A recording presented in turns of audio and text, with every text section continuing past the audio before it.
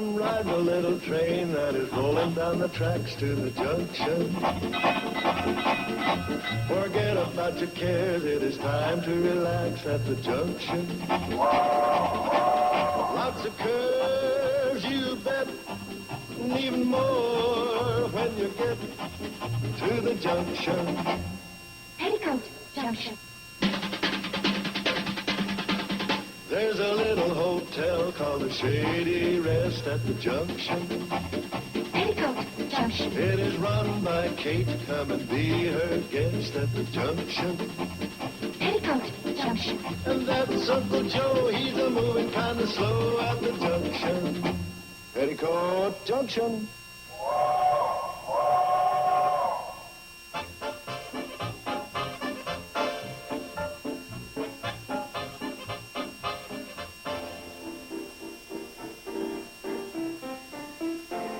From the great Atlantic Ocean to the wide Pacific shore, from the queen of flowing mountains to Southland by the shore, she's mighty tall and handsome and quite well known by all. How we love the choo-choo of the Wabash Cannonball. Listen to the jingle, rumble and the roar as she glides along the woodland through the hills and by the shore. Hear the mighty rush of engine, hear the lonesome hobo squall. We're rushing through the jungle, the Wabash Cannonball. From the great Atlantic Ocean to the wide Pacific shore, from the queen of flowing mountains to the Southland by the shore, she's mighty tall and handsome and quite well known by all. How we love the choo-choo of the Hooterville Cannonball.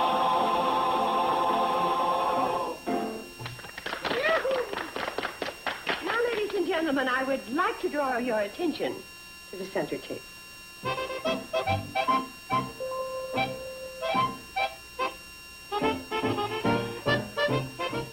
Boy, ain't that pretty. Oh, Kate, you shouldn't have done it. It's no more than you two boys deserve. Operating the Cannonball for 25 years is a long time. Yeah, maybe one day in the next 25 years they'll run it on schedule. Joe. Well, I'd like to say right here and now that I'd have never got through that 25 years if I hadn't had the help of my good partner, Floyd. And that goes double for me, Charlie. Isn't that sweet? Let's eat.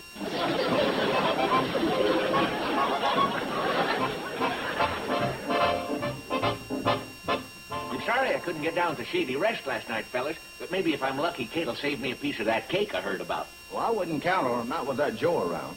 When we left, Joe had killed off the last piece of cake and was working on the model of the Cannonball. Yeah, and as we was going out the door, he was finishing off the smokestack and closing in on the cowcatcher. Joe can sure stow it away. Last time I was down there for dinner, he was putting away meatballs like they was gumdrops. Thank you, sir. You are so kind. Oh, gentlemen, allow me to introduce myself. I'm Miss Maybelle Jennings, cousin of Miss Kate Bradley. Oh, howdy. I'm Sam Drucker. This is Charlie Pratt and Floyd Smoot. Well, it's a pleasure. This must be a surprise visit. I don't recollect Kate making any mention of it. Oh, well, I just flit from one place to another. And this time while I was doing my flitting, I said to myself, I must drop in and visit my darling cousin Kate. Well, if you're flitting, you couldn't flit to a nicer place. Well, now, what time does the next train leave? Boys, the lady wants to know when the Cannonball leaves. 5 minutes ago. Right now. Charlie, I'm the baggage man. I'm just going to give you a hand. Charlie, the engineer don't give the baggage man a hand. 2 pieces of luggage. That's just the point. 2 pieces of luggage or less, the baggage man handles them. According to Section C, Paragraph 2 in my baggage man's manual. I just don't care about your old manual. Go! What? Is this the way it's all to end? Is this what happens after 25 years of railroading, good buddy? I'm sorry, I forgot. Take one of them. Thank you, good buddy. You don't have to thank me, because that's the way I feel. And that's the way I feel, too. I'm glad that that's the way you feel. What's the matter? Now look what you've gone and done.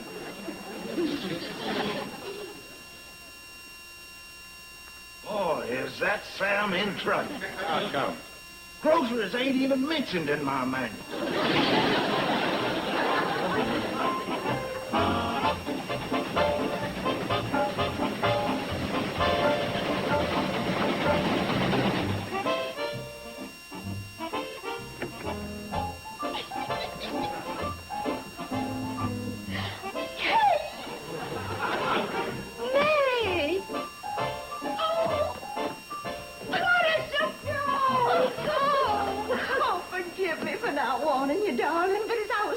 I said, I've got to flip my Shady rest and see my darling cousin. Well, I'm so glad you did. I'll call Uncle Joe. Uncle Joe!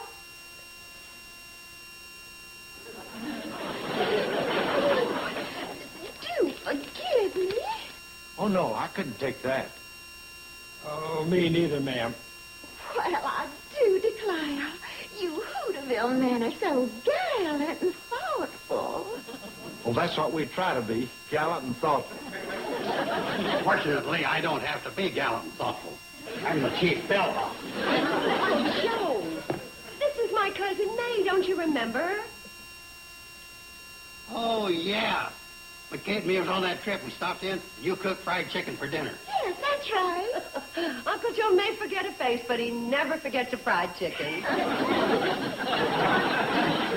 have never in all my born days seen such sweet and considerate men folk as you have in these parts. Especially these two gentlemen. Oh, they're tops. Come on, Floyd. We got a train to run. What train? Oh, come on.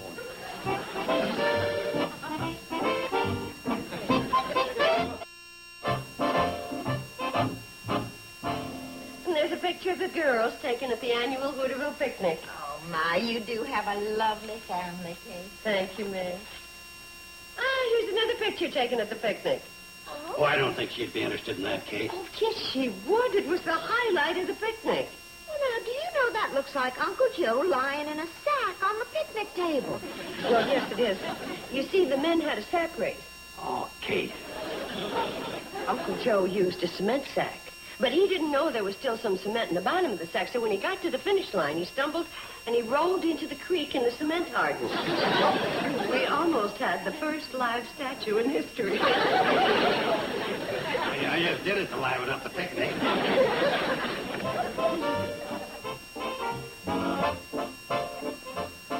Excuse me.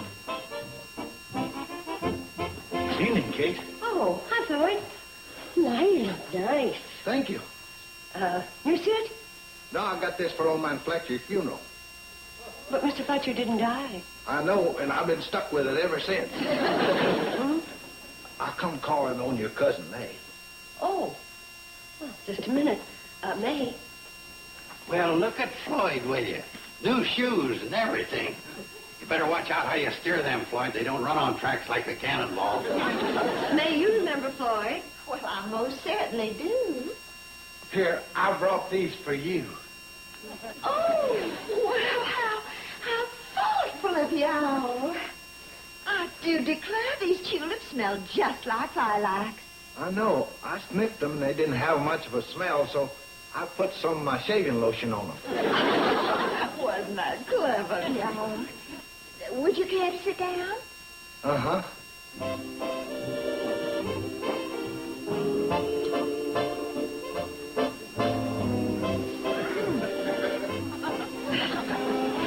For the life of me, I just can't get over how thoughtful and considerate you men up here are.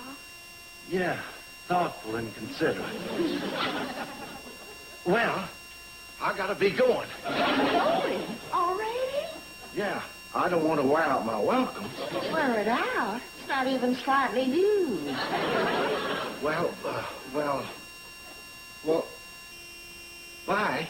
I do hope you'll come calling on me soon again. Really? Yes, really. Bye. Oh, boy.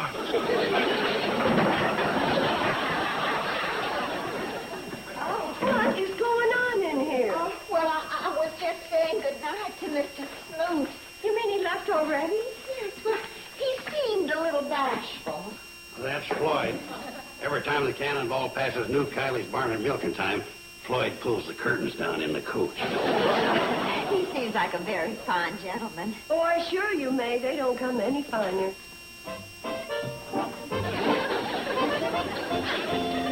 Boy, this must be the dude's night out. Evening, Charlie. Good evening, Kate. Well, I'll go put these in water. Miss May, I brought this for you. Well, thank you so much. Well, I tried to hide it from Floyd, but I guess putting it on top of the boiler wasn't a very good place. Well, it's the thought that counts, I always say. Don't you always say? Well, if I didn't, I'm sure going to start right now. Now, why don't we sit down and have us a nice little old talk? Well, I'd sure love to do just that, but I guess I'd better be going now. Oh? I don't want to wear out my welcome. Bye. My goodness, welcome certainly must wear out fast around here.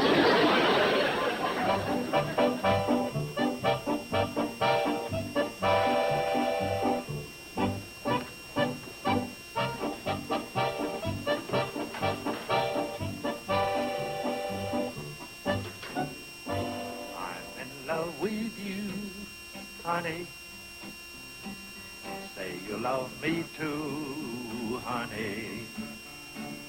No one else will do, honey. Seems funny, but it's true. Loved you from the start, honey. Bless your little heart, honey. Everything will be so sunny, honey, with you.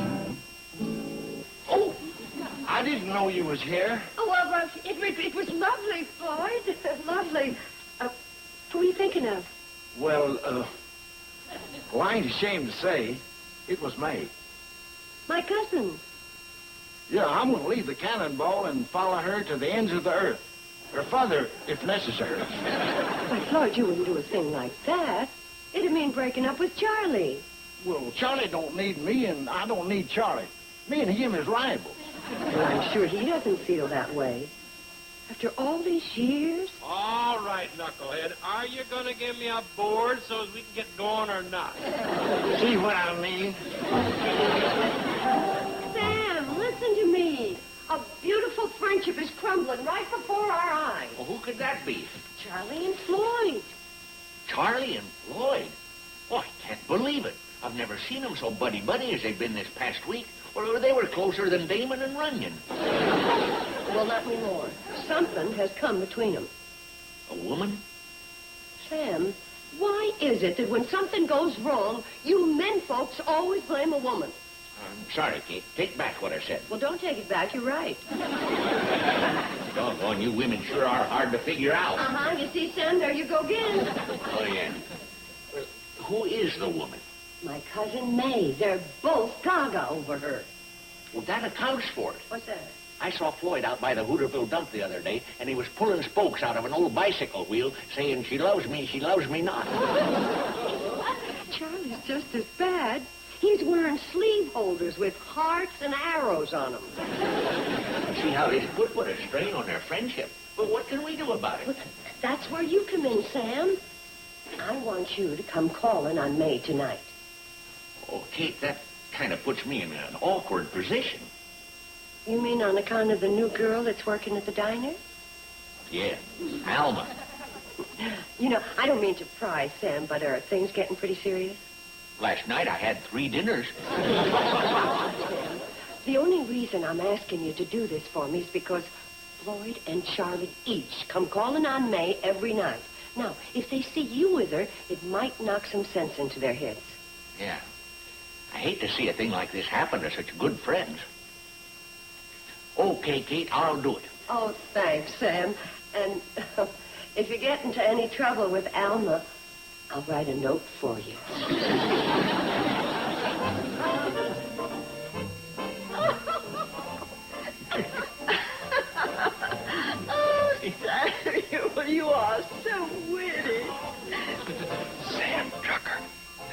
dirty double-crosser.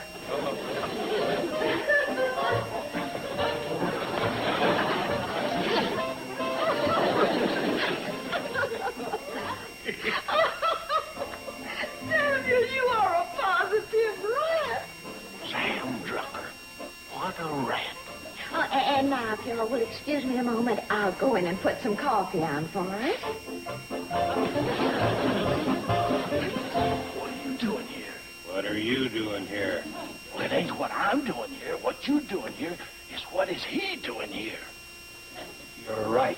It's getting so a guy can't even trust his best friend. You say that again. Cousin Kate, do you all mind if I put some coffee on for us?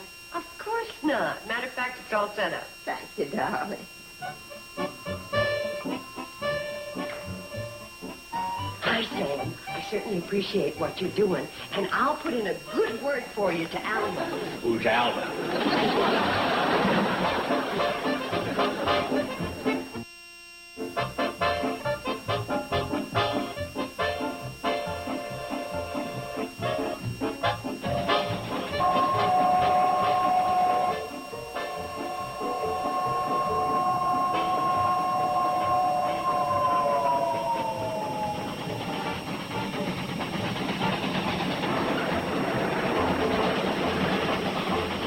Hey, stop!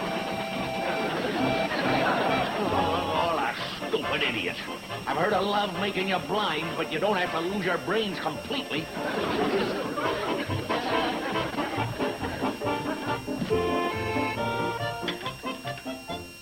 Hello, Sarah. Sam Drucker. Would you phone somebody down the line and have them flag down the cannonball? Well, those lovesick cows, Charlie and Floyd, have passed me up 3 times running. And I got a delivery for the Shady Rest. Of course they can't do that. It's restraint of trade.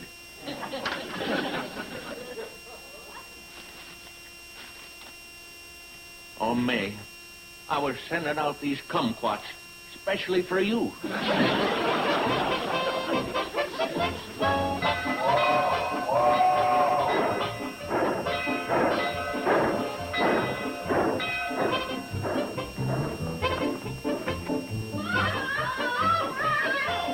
Up here, girl.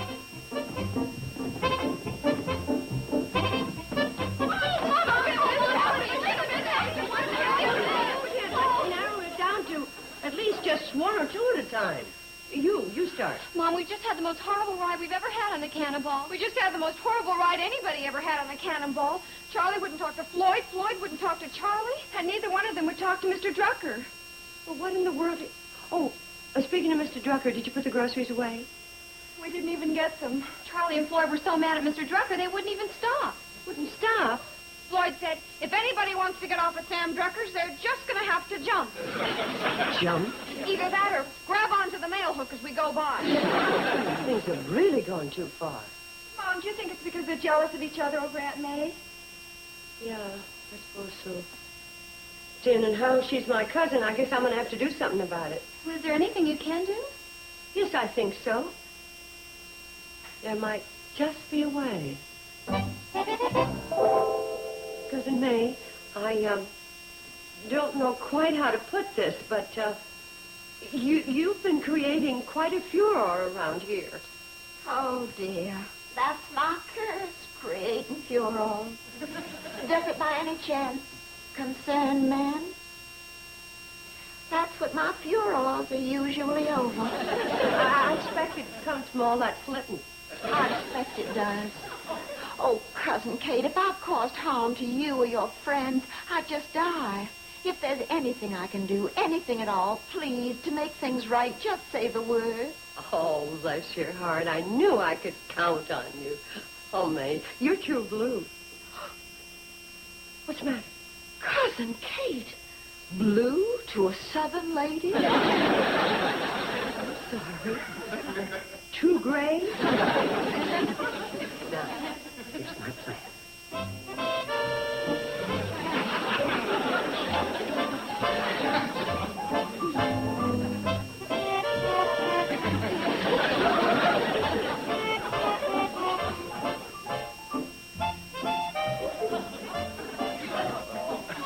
What you ought to have is bananas. You look like see no evil, hear no evil, speak no evil.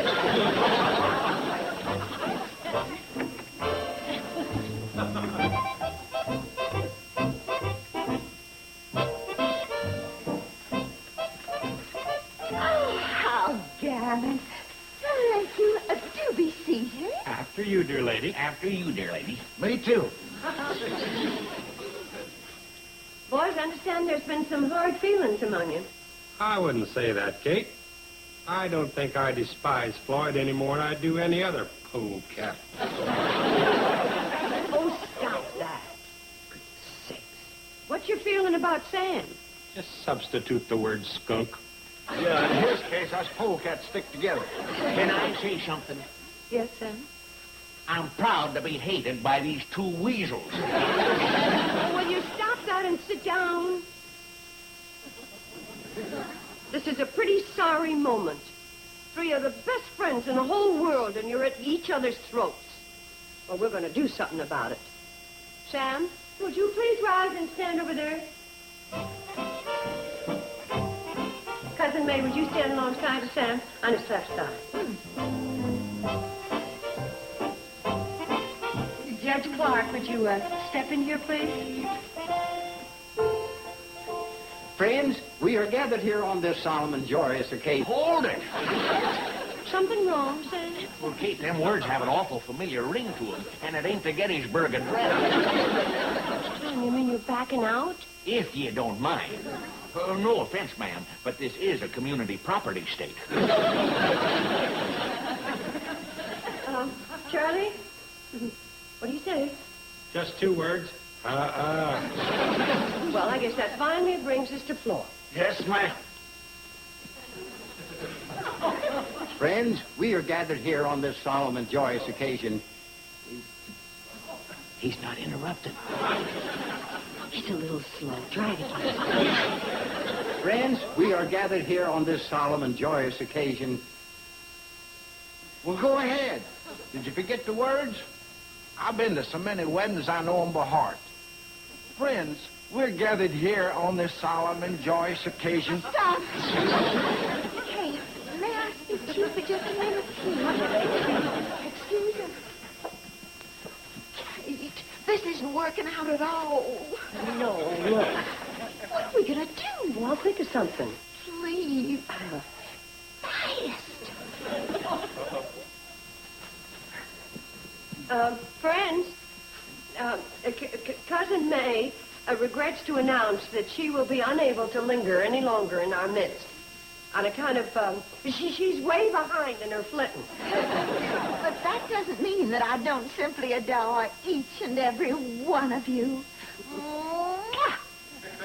Now then, I better go pack my bag. Oh, Cousin May, just on the chance that you might be leaving, I had the girls pack your bags for you. They're right there behind the counter in your purse and your hat. Isn't that just lovely of you? I tell you, I have never flitted to a place before with so many lovely people in it. When does the next train leave? Right away. Anytime. I'll get your bags for you. No, I'll get Allow me, dear lady. Oh, sure. I'll take my hat and bag and stuff. Thank you. Cousin Kate, darling. Oh, bye-bye. Well, I tell you, I have never in all my long days seen them so gallant and thoughtful and considerate. Thank you, lovely. Hey, Kate, how come you let him run off with our girlfriend?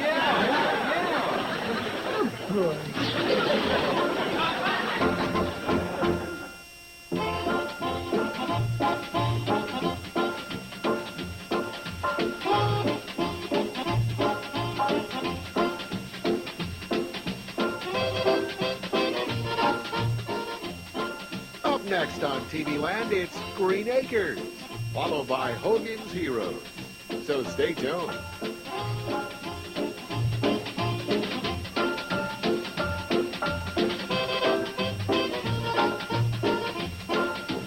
Petticoat Junction.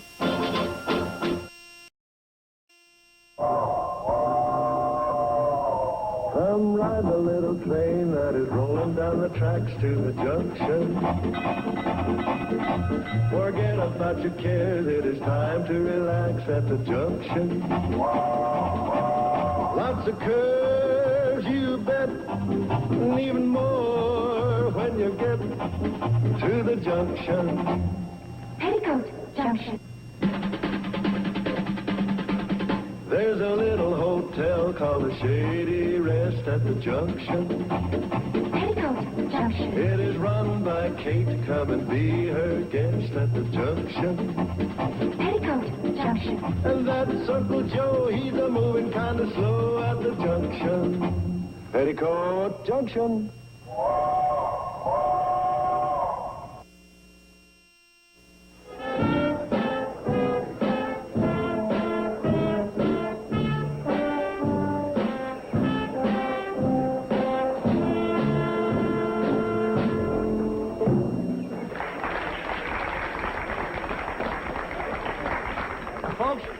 Folks, you all know why we're here, to welcome the newest citizens in our happy little valley, Mr. and Mrs. Henry Tuttle. Let's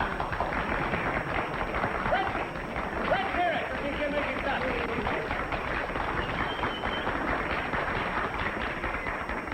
Folks, we just want to say that the happiest moment of our lives was when we discovered this happy little valley where everybody is happy. You can be sure that we are happy to settle down and be happy with you. Right, Norma? Oh, yes. Oh, we just love being happy. Folks, now for the big announcement of the day. Mr. and Mrs. Tuttle moving in here has put Greater Hooterville over the top. As you all know, 250 citizens or more entitles the community to be represented on the County Board of Supervisors. Henry and Wilma have put us right up there with a comfortable margin of 251.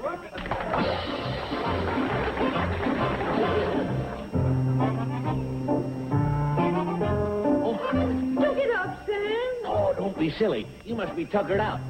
Here, rest up against a tree. It's real relaxing. Here.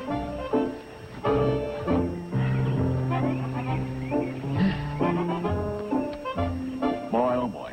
This is the best picnic we ever had. Nice couple of Tuttles. Yeah, very nice. Especially since they're getting us our own member on the Board of Supervisors. What do you think it'll be? Hey, that's right. We have to hold a special election. Well, not right this minute, I hope. Well, no, but it's never too soon to start thinking about something as important as that. Ah, there's Joel, Charlie, Newt Kyman, Ben Miller, Harlan Fergus. Sam, what are you doing? Well, I'm thinking of possible candidates. We gotta have somebody brainy and reliable. Help me think, Kate. Okay, if that's your idea of what to do on a picnic. I got one. Who? Elmira Peabody, Elmira Peabody? the school teacher. I know who she is, Kate. Well, what's wrong? Well, she's a woman. Well, what's that got to do with it? She's brainy and reliable. I think she'd make a good candidate. Well, as a candidate, a woman would be all right, I suppose. But the danger is she might win. What of it? Well, Kate, you know as well as I do, a supervisor is a responsible position. They run the county. And a woman couldn't do that. Well, Yeah. And women don't have the experience in worldly matters, that is. that's right. It's a jungle out there, Kate, a jungle. No place for a frail little pussycat. No place at all. You know something, Kate? For a female, you do some very sound thinking. Oh, hogwash. How's that? You didn't think I meant all those ridiculous things I said about women? Well, didn't you? Of course not. Sam makes real good sense. I say he's addlepated. That's because you're a woman. Well, you're nothing more than a man. Men are a lot smarter than women. Well, they are not. Get it out. What's going on? We were just having a happy Hooterville discussion. We have them all the time, don't we? Oh, no.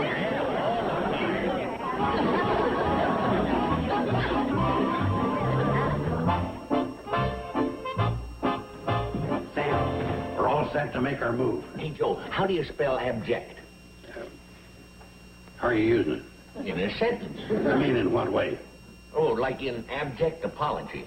Who are you apologizing to? Joe, do you have to know everything I do? Don't answer that. You do, and you won't rest till you find out.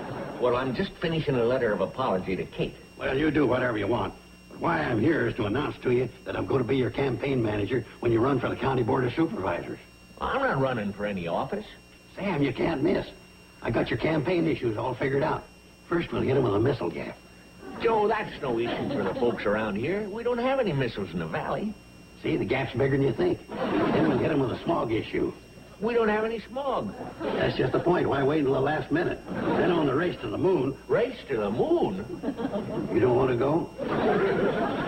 Joe, save your breath. I'm not running. Hey, humble. With humble apologies. And to make this even more effective, I'm going to deliver it in person to Kate. It's almost closing time anyway. Hey, Sam. Would the fact that we're having ham hocks and beans for dinner have anything to do with you delivering the note in person? Oh, just a happy coincidence.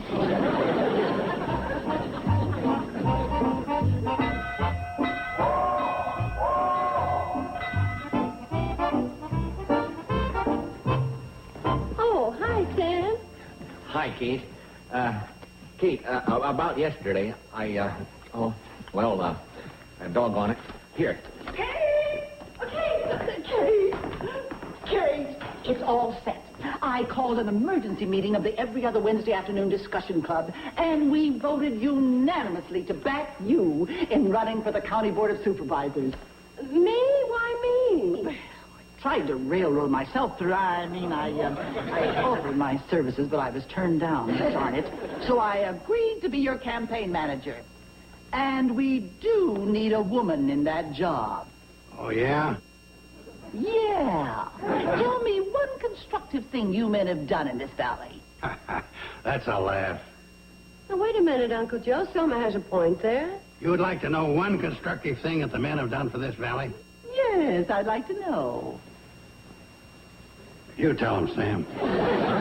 Well, I was in charge of the committee that pushed through a no-smoking sign for the bus depot. How'd it work out? Well, that's beside the point. Oh, I know how it worked out. Uncle Joe was nailing up the no-smoking sign. He put down his cigar and burned down the bus depot. And all down the line, you men in this valley have batted a big fat zero. That's why we're running a woman for the County Board of Supervisors.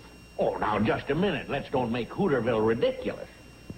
What do you mean by that? He means that if we had a woman representing us, we'd be the laughing stock of the country. Oh, we would we? Selma, I accept the nomination. Good girl. Let's go. And, Joe, I accept the nomination. And as for the apology... Why, we sure showed them. Yeah, we showed them. Only one thing, my timing was bad. Timing? I think I blew the ham hocks and beans.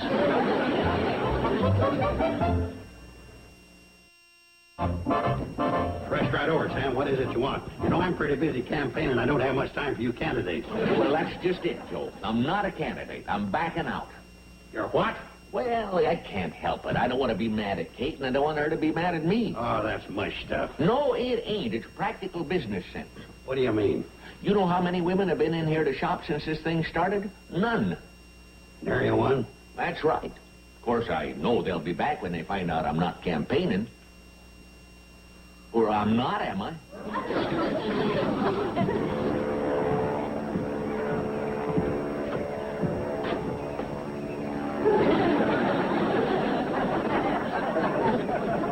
That's Steve Elliott, making you immortal in smoke. You mean that Steve Elliott sending my business up in smoke? Sam, I'm surprised at you. Where's your courage? A man's never down until he's bankrupt. Joe, don't even say that word.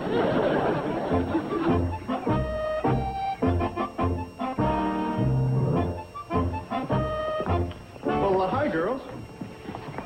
What's the good word? We were watching your sky riding. Oh, yeah? Great day for it. No wind. That ought to stay a long time. Hey, speaking of nice weather, when are we going to have another picnic?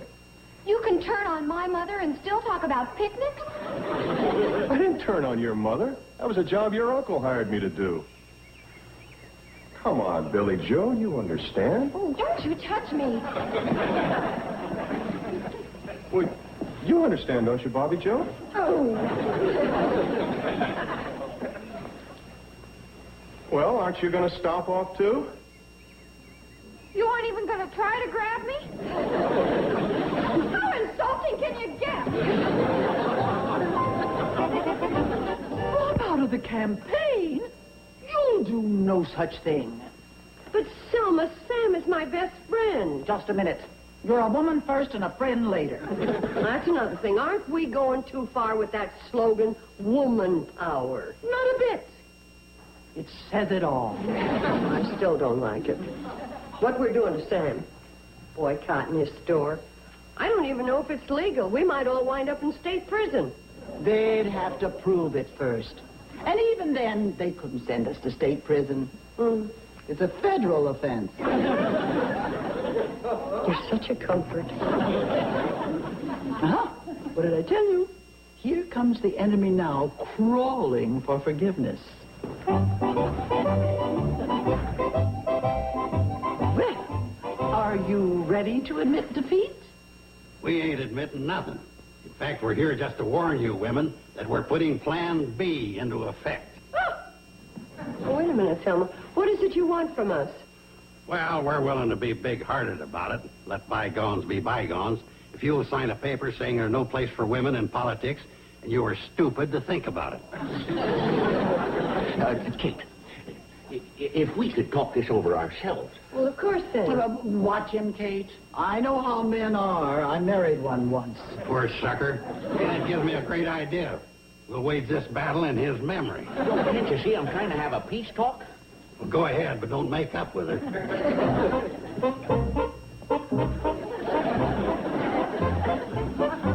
Kate, we're old friends, and you know I've got your best interests at heart. Oh, I know, Sam, and I feel the same. Good. And you've made your point. I have? Well, sure, anyone can see you're doing real good. Probably get quite a handful of votes. A handful? Yeah, a big handful. Why, any number of uninformed women would probably be... Oh, I slipped in a bad word there, didn't I? Yes, you did. Well, forget I said it, Kate. All I meant was there are a lot of women who vote for you because they like you. Not realize how silly it'd be to have a woman for supervisor. What?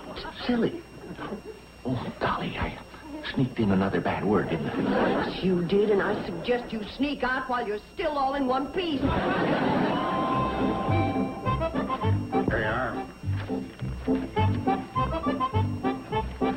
Here you are, Roy. Sure, Sam Drucker for Board of Supervisors. We can count on you, can't we, Roy? I don't know, Joe. My wife and I have had the biggest fight of our married life over this election. She says if I don't agree to vote for Kate Bradley, she's going to make me sleep in the barn. Those are only threats. Stand your ground, Roy. Stand your ground.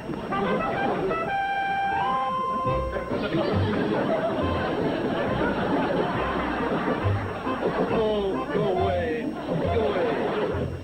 You mean you're considering voting for Sam Drucker instead of Kate Bradley? No, Selma, Emily has the right to her own free choice. Nonsense, Kate. We women must stand united in this struggle. Well, personally, I am all for Kate, but Ernest, my husband, he says if I even think of voting for her, he'll cut all my hair off. Oh, yeah? Well, don't you give in. Cut off your hair. Why, he wouldn't dare. And you can tell him Selma Plauch said so personally.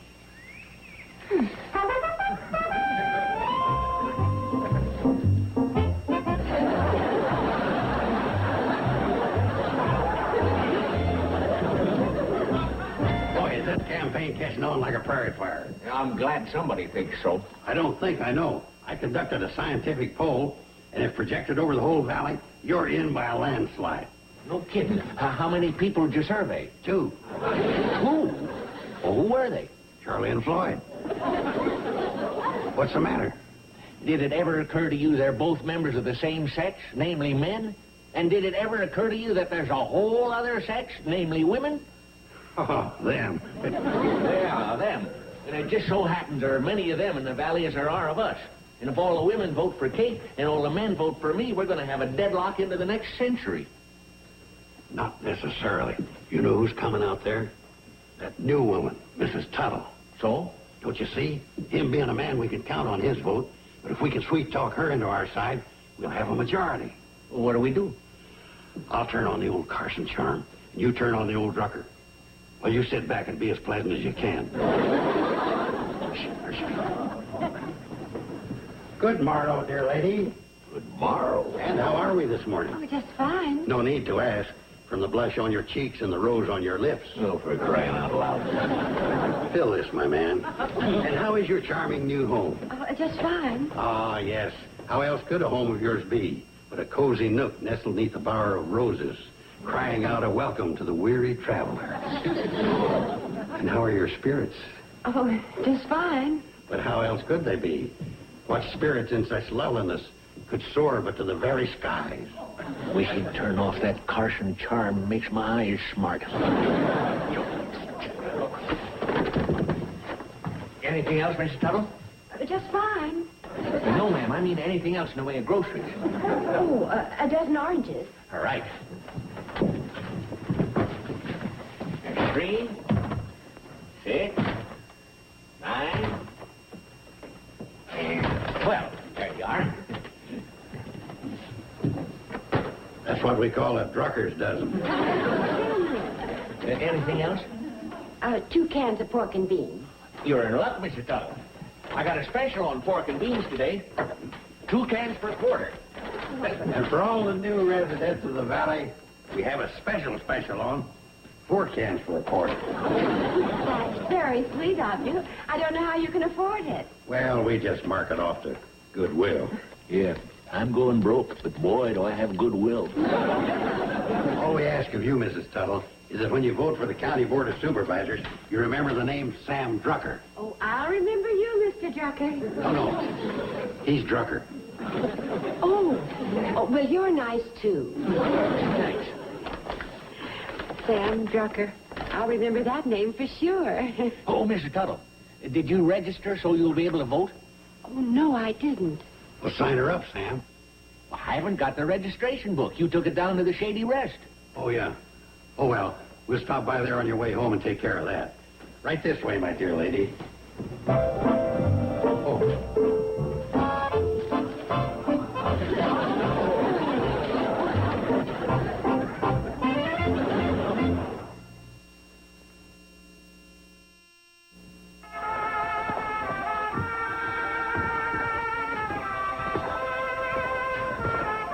Well, that's Juanita. Henry's favorite song.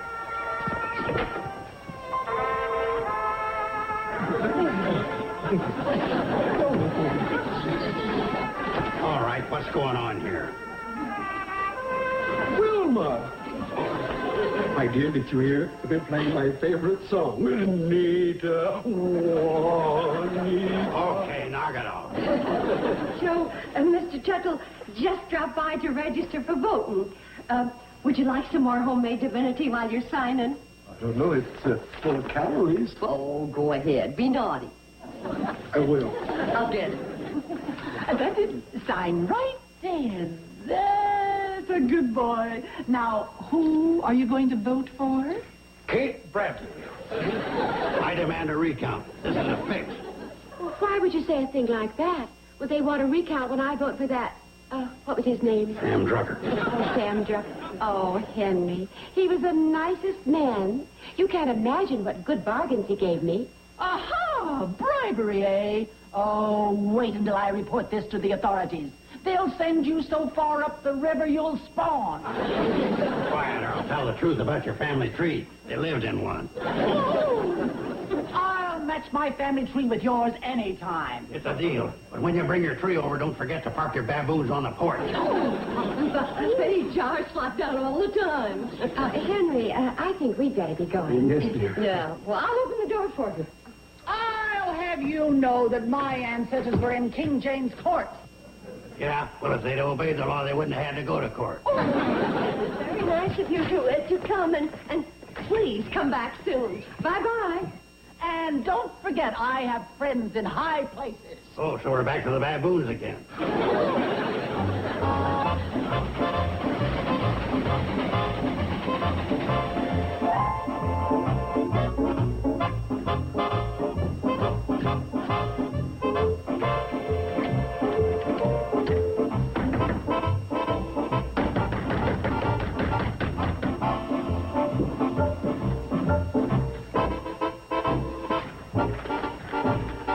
Hi, Kate. Sam, what does this mean? What does what mean? Well, the door is locked and you're not open for business. Well, that's what it means. The door's locked and I ain't open for business. Well, why? Well, what business would I stay open for? Well, that's ridiculous, Sam. Why, every woman in the valley comes here. No more, huh? That old doorknob hasn't felt a female touch since this whole thing started. Sam, I'm sorry. You're sorry. You ought to hear my creditors sob. This whole thing's gone too far, you see? Friend against friend, family divided. I'm gonna back out. All on your own? Well, I don't need to have anyone tell me whether I should run or not. What about Boss Plout? Selma? That's the only Boss Plout I know of. Well, what has she got to say about what I do? Well, you don't think Selma's going to let her big moment fizzle out without a battle? Why, this fighting and gouging is a staff of life to Selma. And Joe's no better. If I dropped out, he'd just get somebody else to take my place. All right, what are we gonna do? Well, there's not much we can do but see it through. But I sure appreciate your coming over and being friendly about it. Sam, I couldn't really feel any other way about you. Is it all right if we wait in here for Andy Parker's jitney? Oh, Mr. and Mrs. Tuttle. Well, sure. You taking a trip? A permanent one. You mean you're moving out of the valley? I'm afraid the valley has been a big disappointment. A big disappointment. We were looking for a happy valley, and this one isn't happy at all. Not happy at all. Everybody fights, and that's not happy. So we're moving to Crabwell Corners, because their Chamber of Commerce over there said that their town was very happy. Crabwell Corners? Yes, we're going to Crab... Henry, how can a place with the name Crab in it be happy? Well, we have to take the Chamber of Commerce's word for it, dear. Yes, that's how. There's Mr. Parker now to drive us over. Bye. Bye. Bye. Bye. Oh, I'm so sorry you people weren't happy. Hooray, they're gone. What are you cheering about, Kate? We just lost our 2 newest citizens. Well, without them, we fall under the 250 mark. And without that, we don't get to have our own supervisor. Hooray! Oh, what's the matter? Oh, Gone. I think I just sprained my wrist, maybe even broke it. Oh, I don't think it's that bad. Just let Doc Stewart have a look at it. Oh, I just remembered he's away. For 3 weeks. What am I going to do? Well, don't panic. He left a doctor in charge. He did? Sure, I have a card right here. Well, hurry up, Kate. This thing's beginning to swell. Something awful. Yeah, here it is. Dr. Margaret Smith. Oh, that's wonderful. Margaret? Oh, with that name, it could be a woman doctor.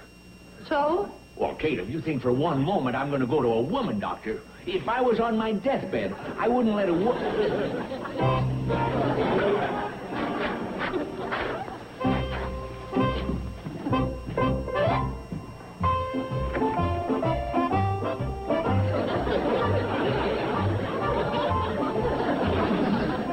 During the whole campaign, he was the smartest one in the valley.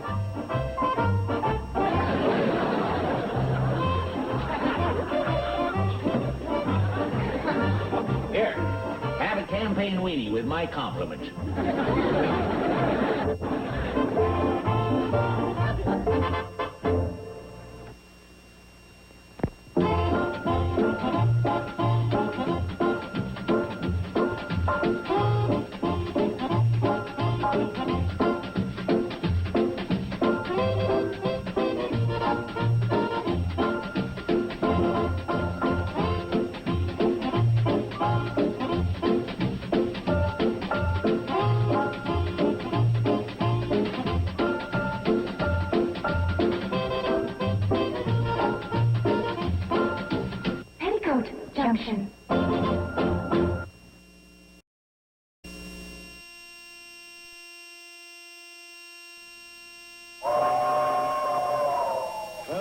I'm a little train that is rolling down the tracks to the junction. Forget about your cares, it is time to relax at the junction. Lots of curves, you bet, and even more when you get to the junction. Petticoat Junction. There's a little hotel called the Shady Rest at the junction. Petticoat Junction. It is run by Kate. Come and be her guest at the junction. Petticoat Junction. And that's Uncle Joe. He's a moving kind of slow at the junction. Petticoat Junction.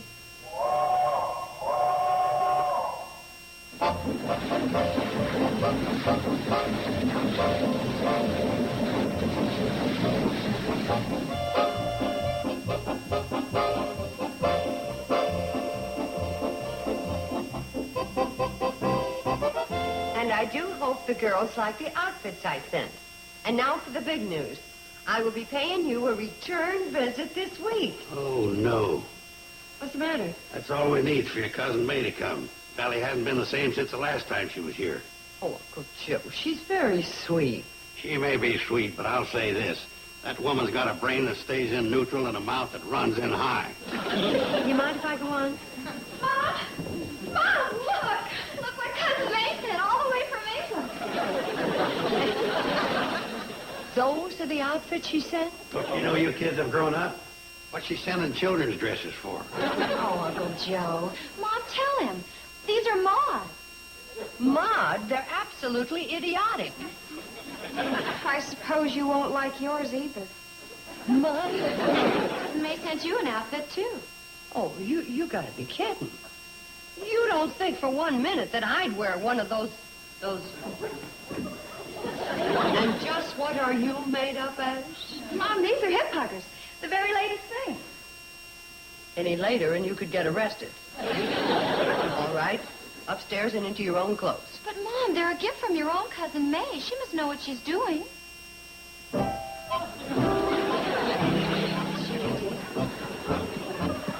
Well, there's your cousin May for you. The rest of the case. I wonder why she'd send him clothes like that. This all ties in with a wonderful plan I have for making the Shady Rest a veritable gold mine. She's going to help us. I'll go into town and get the bankruptcy papers. Wait a minute. Do not worry about the financing, as I have lined up all the money we're going to need. Yeah? Go on. During my flitting, I came across the sweetest little old banker you'd ever want to meet. And he's just dying to back us. I will tell you the whole story as soon as I arrive, signed your loving cousin May. Well, Uncle Joe, what do you think now? What do I think? I've always said your cousin would capitalize on that wonderful personality of hers. She's got a good, level head on her shoulder.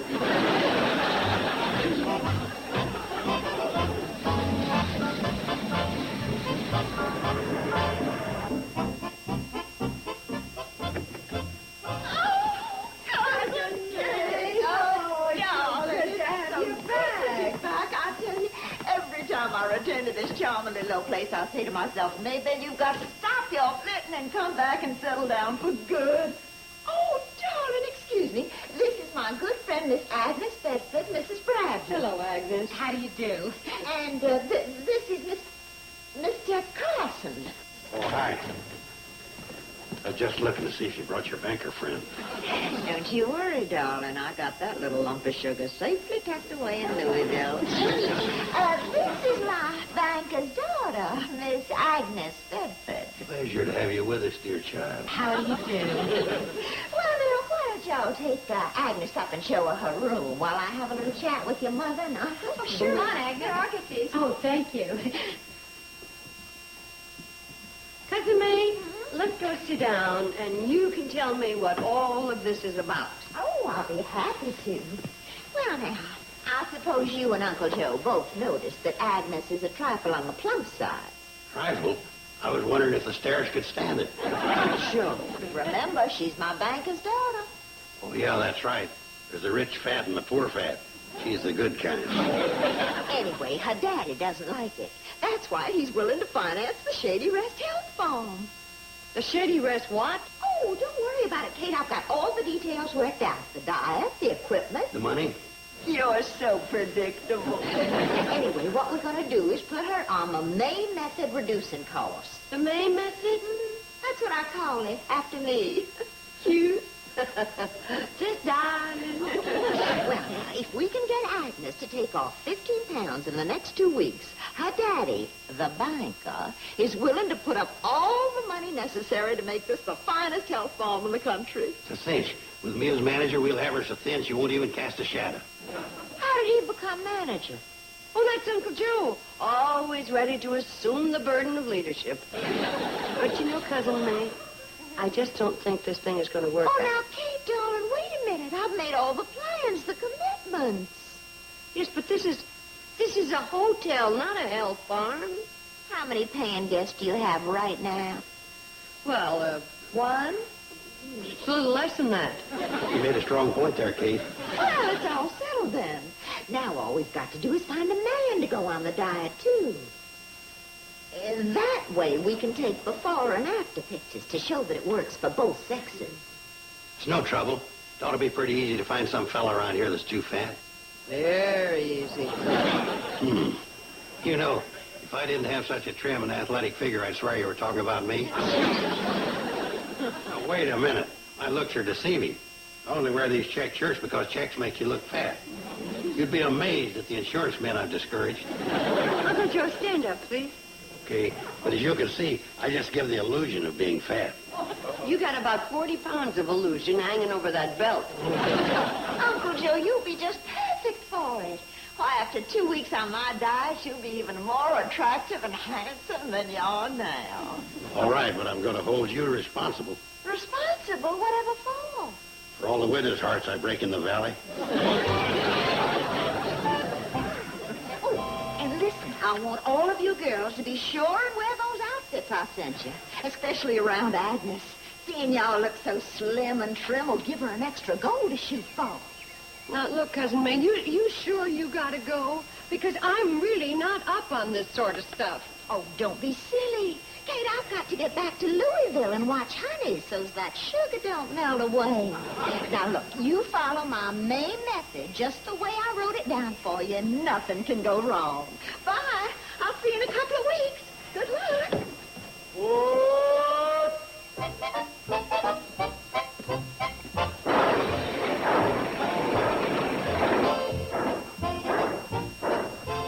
Would you please tell me how I let her talk me into this crazy thing?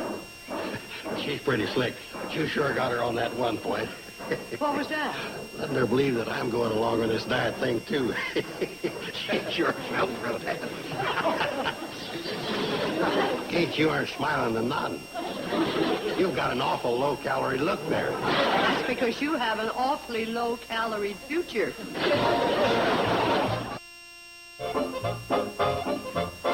Now, according to the May method, reducing can be fun. We all agree? Now, Agnes, how do you know until you've really tried? Have you really tried? Well, let's look at it this way. No push-ups, no knee bends, no rope skipping or the like. Now, doesn't that sound good? Uh-huh. All it calls for is this. Go to it, girls.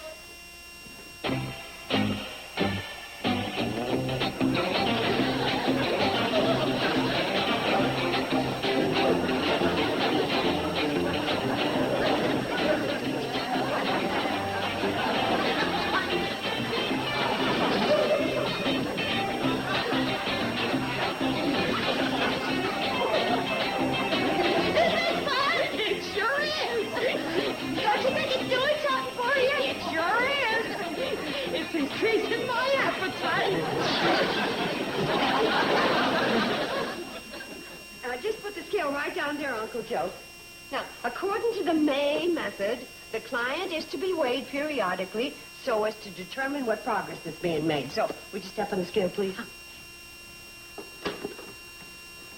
Well, look at that. You've lost 8 ounces already. Is that all? Well, 8 ounces, that's like taking a cup of water out of the Atlantic Ocean. Joe, now, I think it's a very commendable start. And I know if you apply yourself that you're going to lose those 15 pounds in 2 weeks' time. But after all I've been through, it doesn't seem like very much to lose. Agnes, do you realize how much 8 ounces is? 8 ounces? Well, that's about what a banana split with 4 different kinds of ice cream and covered with syrup and nuts and a maraschino cherry on top would weigh. I'm hungry.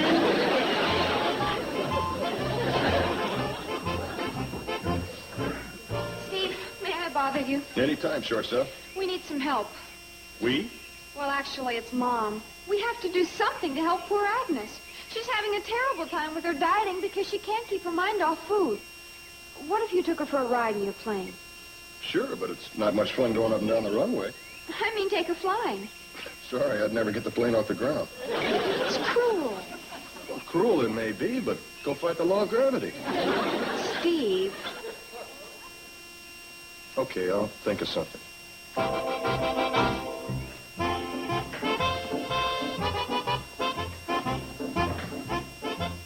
Hi. How goes the diet? Oh, please, Steve, don't even talk about food. I'm sorry. What would you like to talk about? Food? You know, in the Air Force, when they taught us a survival course, they said one of the things to do when you were shot down and starving was to try to take your mind off of food, by concentrating on something else. I got it. Do you like music? Very much. Well, then.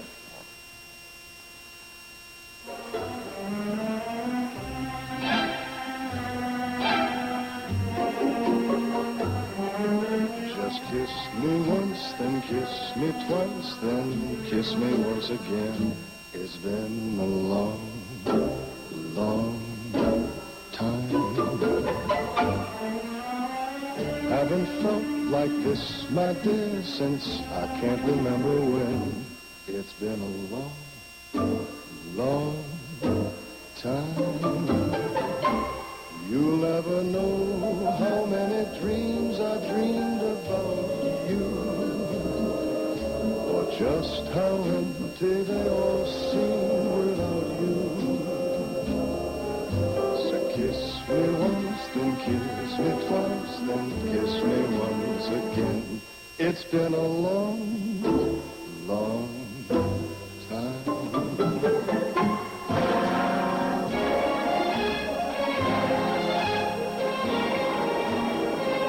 It's been a long, long time.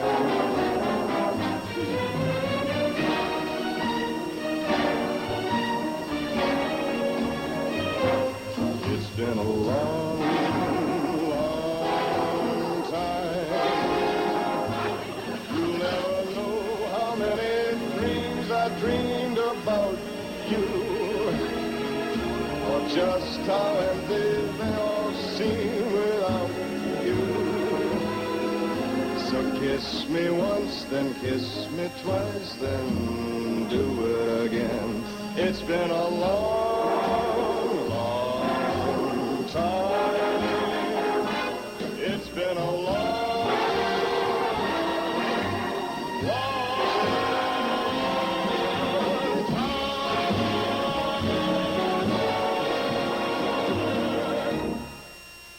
Oh, Steve, that was wonderful. Thanks. Well, I hope it did the trick. Not really. Wrong title. Wrong title? Mm-hmm. You see, it's been a long, long time since I had any solid food. You got a problem.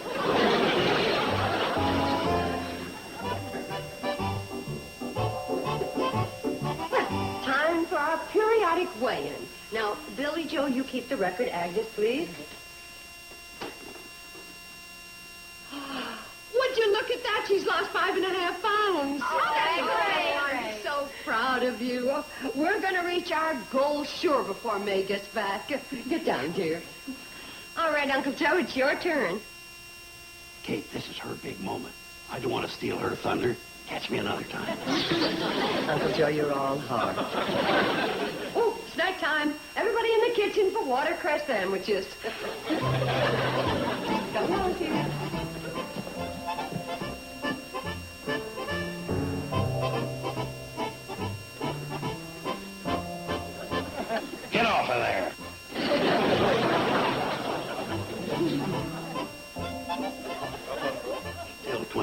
pounds. Well, how could you say a thing like that, dear? Look what you've done already. 5.5 pounds. Oh, your father's going to be so happy. Oh, not for long. You see, I know myself, and I don't think I can take it much more. Well, now, maybe we've been a little strict with ourselves. I mean, maybe we could let the bars down a little. Really? Just a little. 2 rye crisps instead of 1? No. 3 carrot sticks. An extra tablespoon of raisins. All right, all right. What is this, Softies Incorporated? Uncle Joe. I've been listening to all this. What's the matter with you women anyway? Can't you take a little hardship? Boy, oh boy, I've been on this diet too, you know. You don't hear me complaining, do you? Well? No, we don't. How about that? I'll tell you how about that. When a man makes up his mind to do something, he goes ahead and does it. You gotta be tough. It's the only way.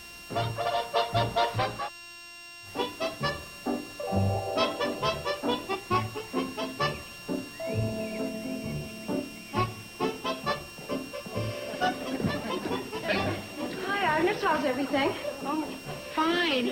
Until now. That's good. Just keep your mind off food.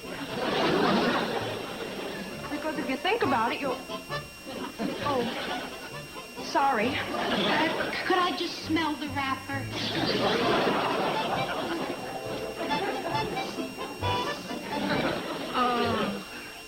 Oh, that's beautiful. Oh, Agnes, you're just making it more difficult for yourself. I know. I'm just weak.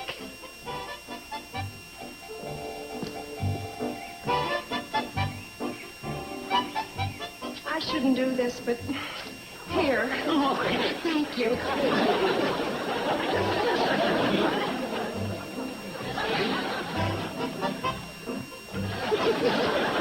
That's enough.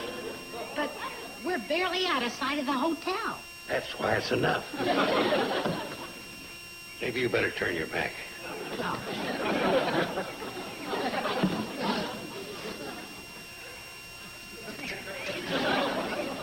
Now you can turn around. You're going fishing? That's right. You don't expect me to support this on lettuce, leaves, and yogurt. That's not playing the game. This is no time for games. I'm trying for survival. Hey, am I wasting my pity on you or not? Not. Good girl. You start a fire and I'll get the fish.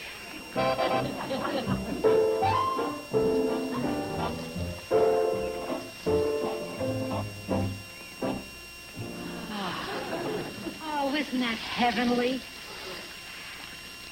I just wish I didn't feel so guilty. You want to just watch while I eat? I didn't say I felt that guilty. Remember, don't tell us all. I'll deny everything. Oh, you can trust me, and bless you, Billy Joe.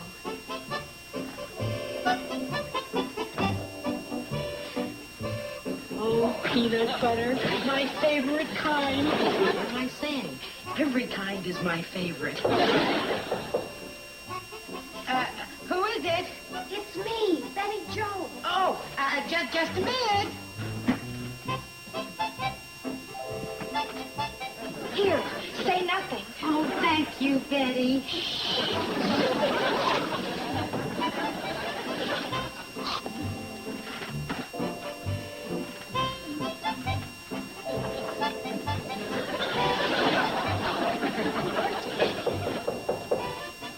Agnes, are you there? Yes, ma'am. Well, may I come in? Yes, ma'am. Now, Agnes, you know that a diet must be followed rigorously. Yes, ma'am. And you've been doing that. Well, There's no need to answer because I know every bite you've had. you do? And that's why I think you deserve a reward. Oh, what? Oh, my, a chicken leg! Remember, It's just between you and me.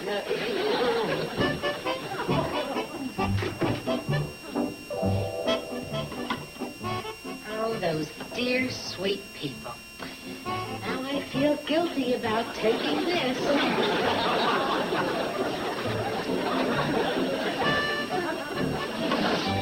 Well, this is D-Day, the moment of truth. Agnes, Uncle Joe, we're ready for you. Billy Joe, you record the weights, and Steve, you're all set with the camera, huh? Now, Agnes, you step on the scales first. Yes, ma'am. What's the matter, dear? Oh, nothing. Why are you walking that way? You have to turn around and get on the scale. What happened to your dress? What? It shrunk. It couldn't shrink hanging in the closet. Agnes, get on those scales.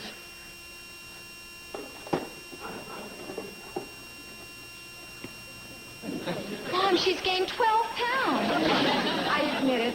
I cheated. I know, but 12 pounds on one chicken leg? I admit it. I'm guilty. Kate, I'm shocked. How could you do such a thing? It wasn't only Mom's fault. I sneaked her some sandwiches. I gave her apples, candy bars. Well, if you're going to be that way about it, 6 trout. Gracious, how are we going to explain this to poor May? What's going to happen to all her wonderful plans? Uncle Joe, maybe you lost enough to... Why are you shaking your head? Button your jacket. Kate, what's the point? We blew the whole thing. We might salvage something. Button your jacket. Oh, Kate. You did stay on your diet, didn't you? When a man makes up his mind to do something, he does it. Isn't that what you said? Well, sure. Button your jacket. Okay.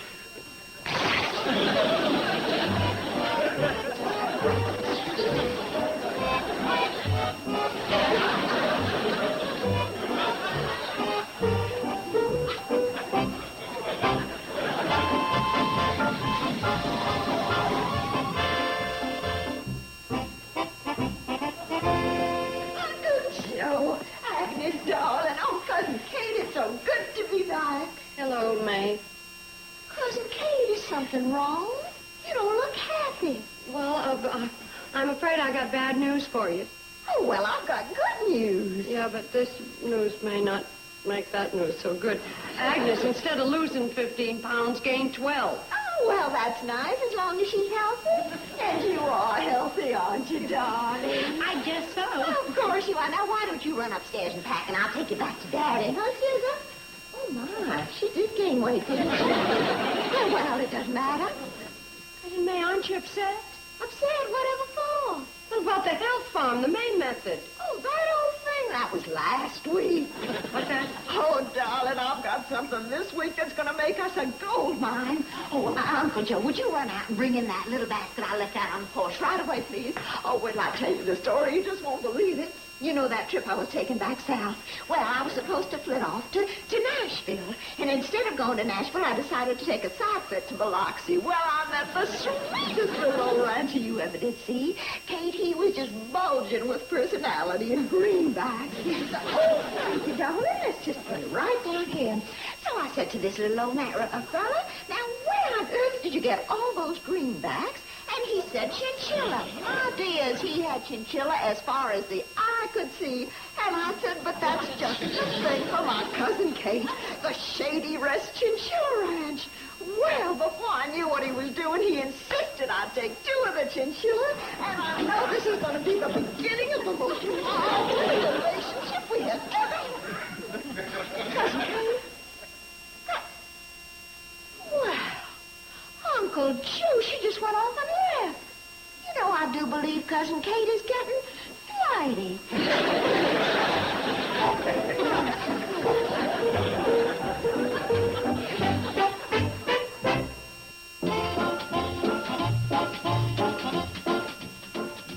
This weekend on TV Land, enjoy a sampling of the good, the weird, and the wonderful from our television archives. Rare oddities like Grandpa Goes to Washington, When Things Were Rotten, and the new Mission Impossible on the Wonders of TV Land. This Saturday and Sunday starting at 6 p.m. Eastern, 3 Pacific, here on TV Land. This weekend on TV Land, enjoy a sampling of the good, the weird, and the wonderful from our television archives. Rare oddities. Come ride the little train that is rolling down the tracks to the junction. Forget about your cares, it is time to relax at the junction. Lots of curves, you bet, and even more when you get to the junction. Petticoat Junction. There's a little hotel called the Shady Rest at the junction. Petticoat Junction. It is run by Kate. Come and be her guest at the junction. Petticoat Junction. And that's Uncle Joe. He's a moving kind of slow at the junction. Petticoat Junction.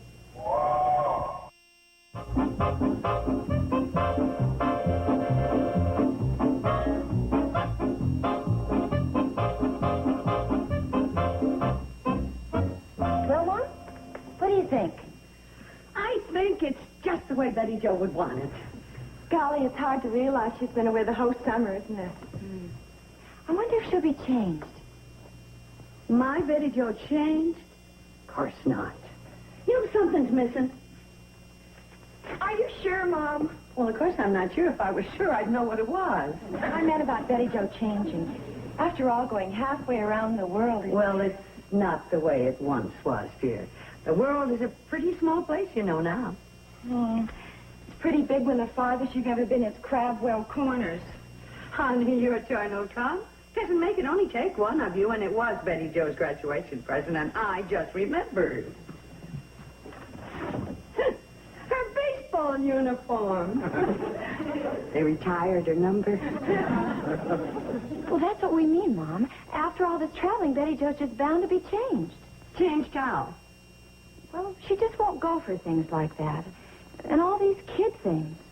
You mean 3 months traveling has turned her into a Grandma Moses? It isn't that, Mom. It's just that...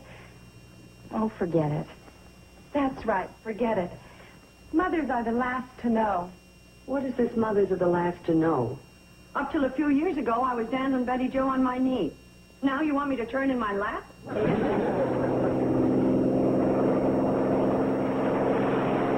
Here's Steve. I gotta tell him the good news. Do you think Mom's a little overstimulated? You know the older generation. They can't dance away their excess energy. Wait a minute, Kate. Don't go through that door.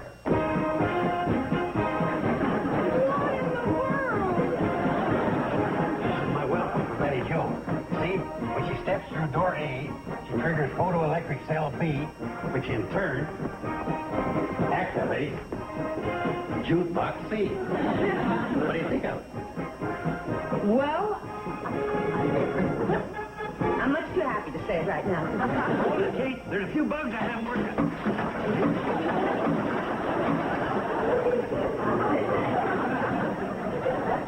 A few bugs that hadn't worked out.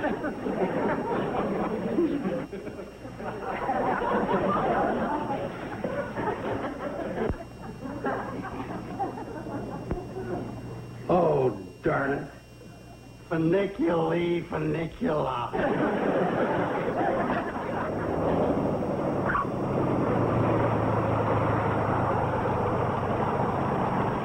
Oh, Steve. Hi, Mrs. Bradley. Hi. Great news.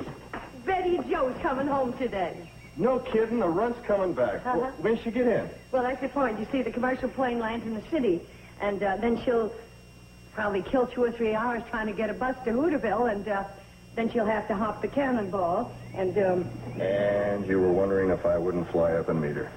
Would you, Steve? She's my baby, and I haven't seen her in such a long time. Luckily, I just gassed up. And besides, I kind of missed the squirt myself. I haven't had a good grease monkey since she left. Steve? You don't think she will have changed any, do you? Change? The run? She'll be the same when she's 90.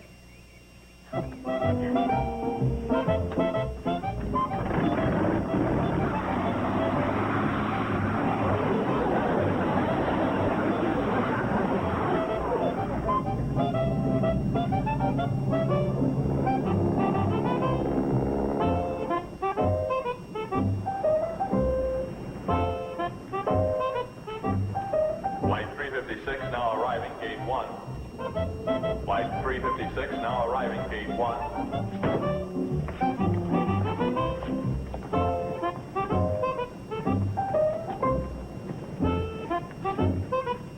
Betty Joe! Betty Joe! I thought you were somebody else. I'm sorry. Stephen! Betty Joe? What are you doing here? Your mom. She's sort of anxious to see you, so I... So you came down to meet me. Count you off. How's that? Never mind. Aren't you going to welcome me home? Well, sure. Welcome home, Betty Joe. Oh, I'd like you to meet some friends of mine. This is Peter, and Brad, and Ronnie. Oh, smashing! Ronnie's British. I guess. Who are these characters? I told you. Friends. I'm mad, all of them. Won't argue with you there. Imagine. They all flew out here with me just on a wild impulse. This one really had an impulse. Brad came right from the party, but then Brad always does. Well, fellas, thanks. Betty Joe thanks you, and her mother thanks you, and I thank you.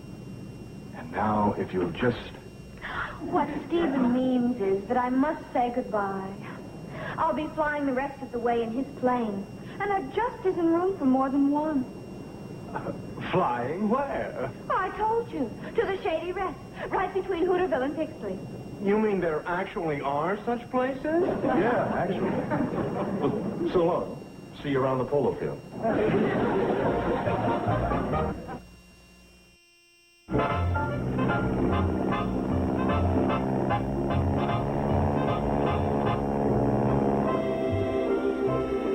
Thank you, Stephen. You're welcome. It's good to have you back, kid.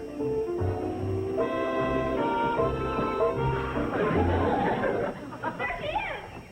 Betty Joe! Betty Joe! Oh, it's so good to see you. We missed you. Hey, you've changed. And how? Where's my mom? Where's who? Oh, inside. Mom, Uncle Joe, Betty's here. Betty Joe! She's different. She sure doesn't look like a shortstop. You're telling me. Oh, my baby. Let me look at you. Yeah. Mama, what's the matter? Oh, nothing at all. Well, then, let's go in. I'm just dying to see my room. Your room? Well, you said in your letter you had a surprise for me. Oh, yeah. Oh, tell you what. Why don't you close your eyes for about half an hour and then look at it? Oh, don't be silly. Come on.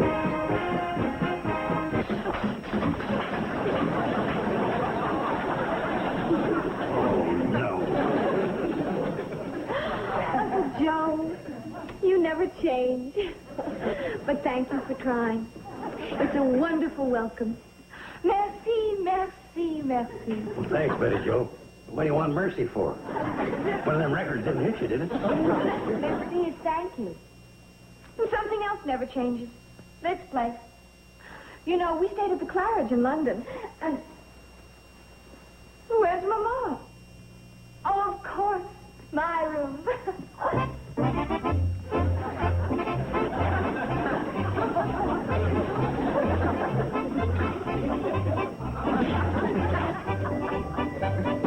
I just couldn't wait to see the surprise.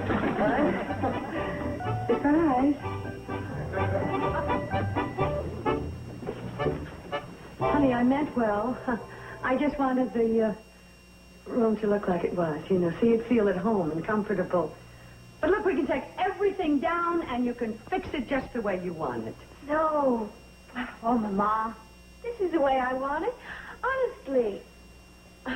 Well, maybe we could lose the baseball shirt. How young I was. And the corsage from Eb. Who else but Eb would think of sending a corsage of dandelion? And some of these childish things.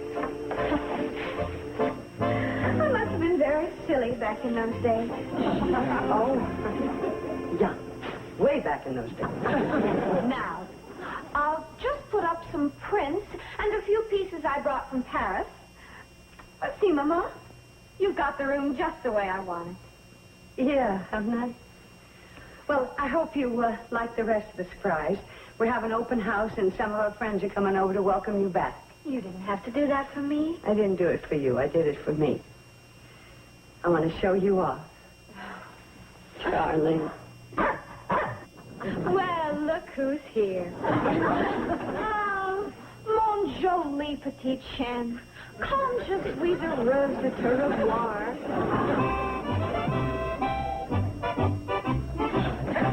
You and me both.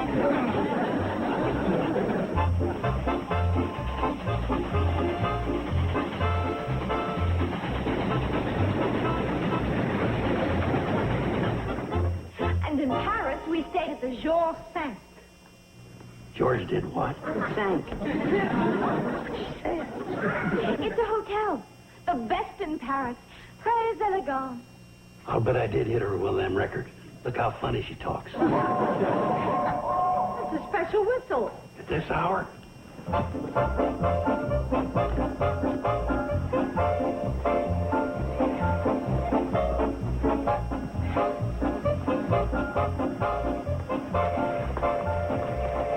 Boy, what is it?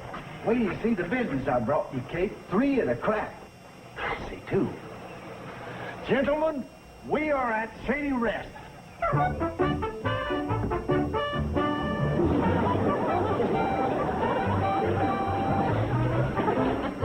smoke, it's Peter, Paul, and Mary. Boys, what are you doing here?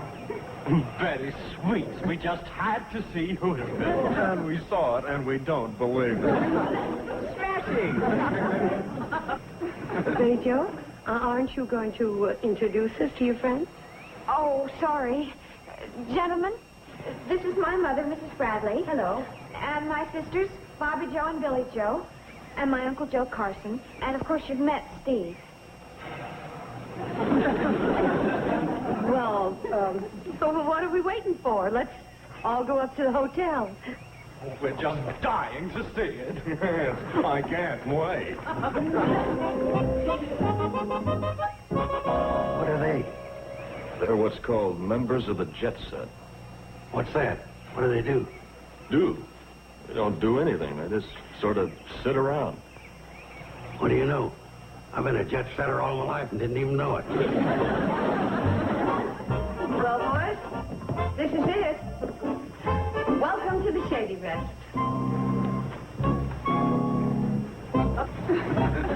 It's not much, but... You call it home? Yes. Smashing!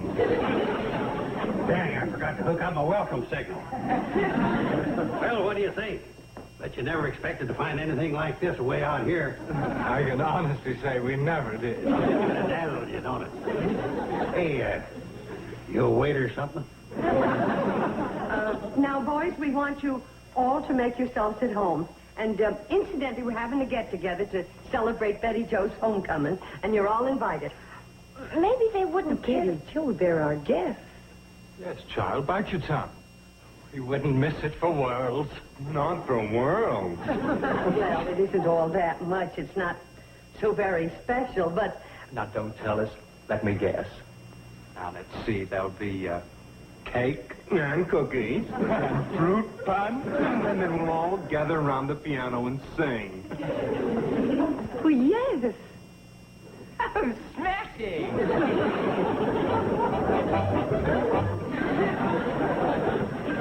Maybe we should postpone the party until after they leave. Hey, Joe, are you ashamed of our friends? No, but these fellows are different. You can say that again. That one fella. I haven't seen so much hair since Todd Foster got mad at his sheep and wouldn't shear him.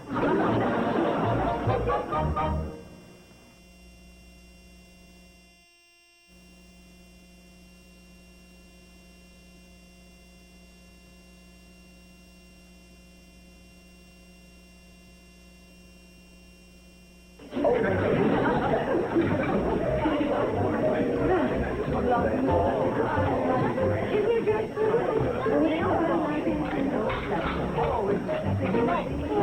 here's somebody right here.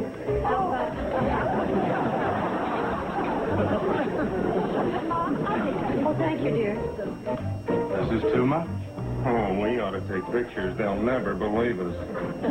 Smashing! Oh, here Betty Joe's friends now. I told you they was a queer-looking set of Jaspers. Joe, that ain't polite. Folks, these young men are Betty Joe's friends from New York City, and boys, these are our friends. Now, I know you have met Floyd, and that's Sam Drucker, who runs the general store. And this is, oh, goodness, it'd take all night if I introduced everybody. So why don't you just go around and howdy all the folks, and you'll be friends in no time. I know that isn't according to Emily Post, but what's around here? Oh, Bobby Joe will need more sandwiches, dear. Hear that, man? The lady says mingle and say howdy. Howdy. Howdy. Howdy. Howdy. Howdy. Howdy. Smashing! That cat says smashing one more time, I'm going to try and knock in his tea bag. Howdy, old-timer. Howdy. Do you think the rain will hurt the rhubarb? Well, gosh, no. I mean, we really didn't have too much rain. As a matter of fact, it was a real good season. Ben over there, he raised a real fine crop of rhubarb. Sturdy, red, stood about this high. He got top market price for it, too. Yep, a real good crop. Well, I guess the rain didn't hurt the rhubarb.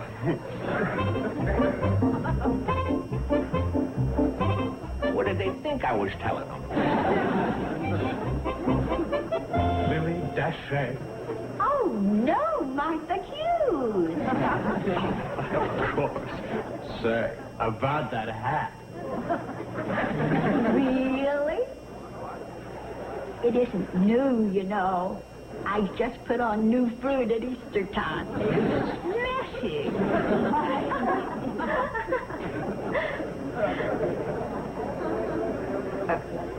What did you expect, Mama? These fellows are men of the world. Well, don't look now, but we're in this world, too. And if you don't mind, I'd like my name back. It's Mom, not Mama. Don't you think it's time they left? I'd be very happy to. No. You come in the kitchen and help me get some punch. Well, if it isn't Casey Jones. No, Floyd Smoot. Oh. Wait a minute. Now, don't you tell me you let me guess. You do imitations. Why, yeah, how'd you guess? Now, I know an imitation man when I see one. Oh, that's fascinating. It's a cute bunch of friends you got. One thing I do is my train whistle.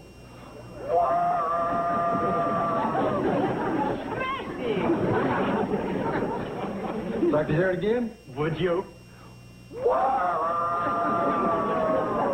Oh, do stop now. What'd that call?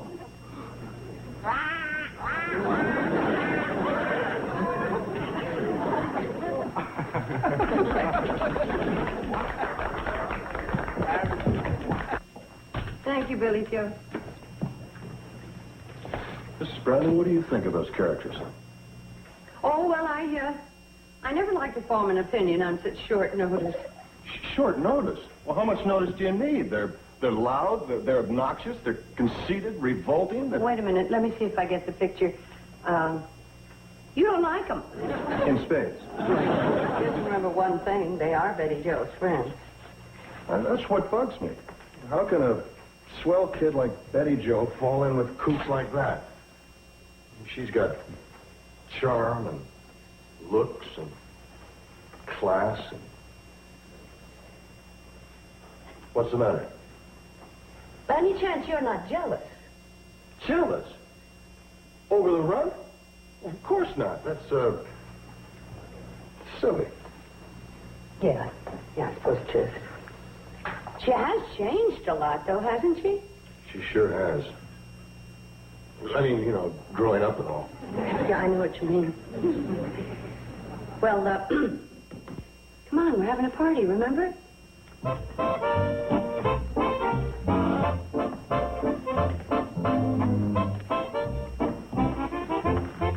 Old MacDonald had a farm, E-I-E-I-O.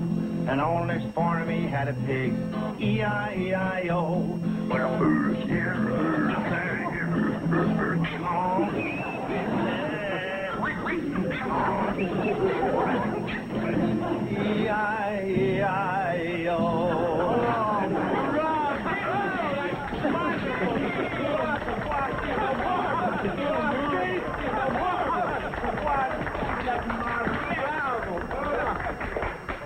Golly, Kate, I guess these fellows ain't much used to entertainment.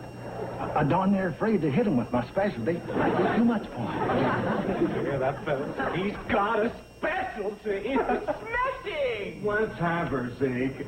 Floyd. Oh, all right. Here goes. Dog meets cat.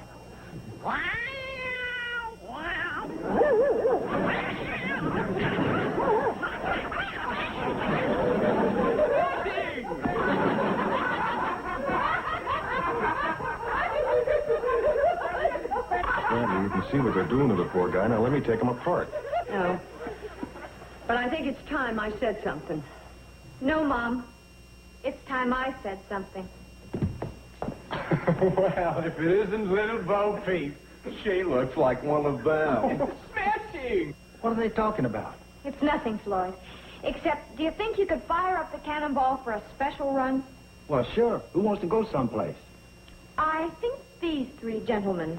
I have an idea they may want to go back where they came from. All right. I'll get her fired up. When I give her the whoa, you'll know she's ready. Betty Sweets, are you by any chance trying to tell us something? Darn right I am. And I'm trying to tell my real friends something, too. But I'm ashamed. And I apologize to them. You know, back in New York, I was quite impressed with these characters. Somehow it seemed very sophisticated. All laughs and games. And never a worry about poking fun at anyone or hurting his feelings. It was the in thing to do. Well, I've got news for you. Here in Hooterville, we happen to have respect for one another and regard for each other's feelings. And we're just corny enough to think a little common decency is the in thing. Oh, I'm not surprised you don't dig me. To you, that's about as out as you can get. Well, you'll pardon my being abrupt, but I'd like to see just how far out you can really get, and the sooner the better. What's going on? Don't look now, but I think our little girl is really growing up. Well, man, that seems to be our cue. Very sweet. Don't think it hasn't been fun, because it's been hilarious. And don't try to see us to the door. You might fall off your soapbox. Joe, you didn't give these guys a welcome. Don't you think you at least ought to give them a farewell? Are you kidding? Oh, yeah. They gotta have a farewell.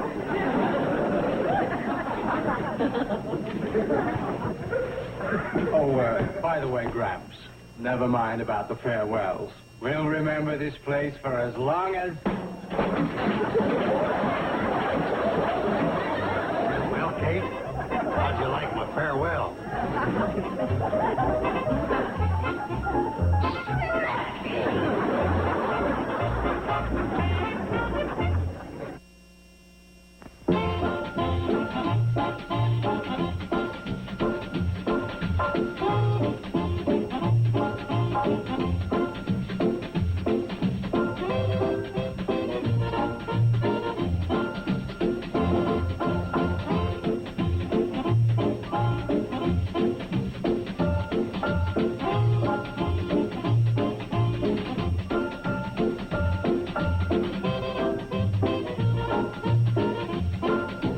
Petticoat Junction.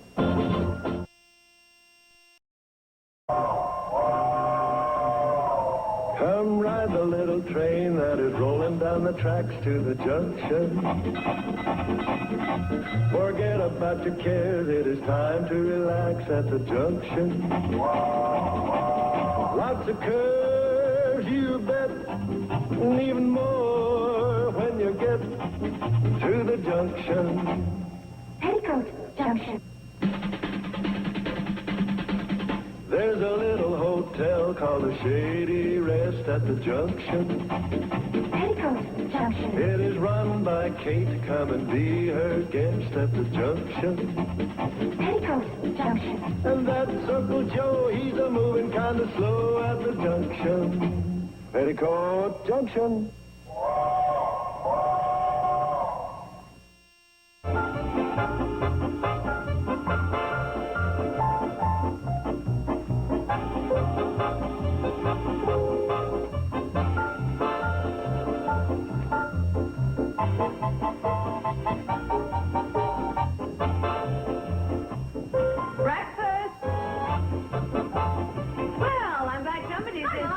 Do you want to have breakfast? Hi, Mom. Billy Joe, what about breakfast? Well, I'm having it. The audition in Springfield. Got to run and pack or I'll miss it. Morning. Oh, hi. Oh, Mom. I wanted to make breakfast. You? When I get married, won't my husband expect that sort of thing? Married. Married? Where did that come from? Not getting any younger. Yes, but you just barely got old enough. Besides, you scrambled eggs before. Not intentionally. Oh, Ma, I just got to learn how to cook. I just got to. I mean, what's a man getting if he gets a girl who can't cook? Don't you talk about my daughter that way. He's getting a jewel. What? Well, you can snag grounders, you can hit a home run, you can ride the cannonball, you can run the 100-yard dash faster than any girl in this valley, and you are right. Tomorrow you'll learn how to make scrambled eggs. Where is everybody? Mom sure didn't make this dress for you. She didn't make this one either. My outfit for the chorus girl number.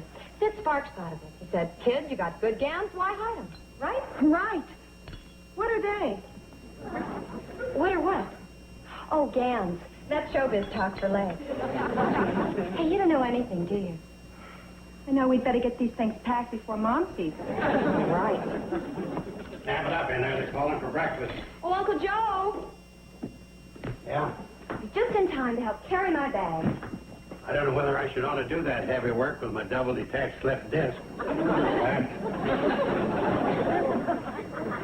That's just the way I like them. You're some kind of cook, you know? Well, Actually, you're right, Steve. She certainly is some kind of cook. Somebody's going to be one lucky guy. Work makes me as hungry as a bear. Them eggs look great. Betty Joe made them. Kid. On second thought, I'd better check and see if they're on my diet. I got that double-detached disc, you know. Uncle Joe, if that's an excuse for not eating, it's a pretty poor one. I know, but I had to think fast. If it's any consolation to you, Mom made breakfast. She did? That's different. I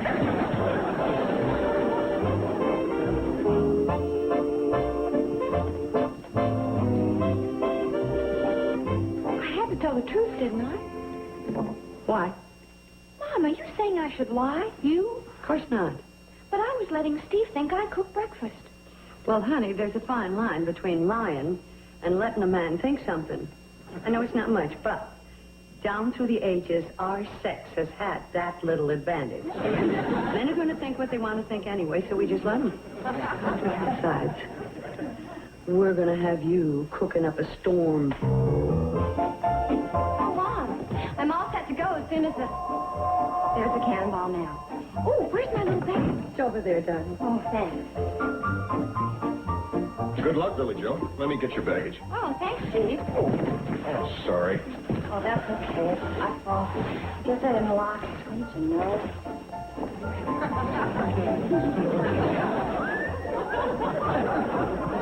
Wait a minute. What is that? It's just my costume for the chorus girl number.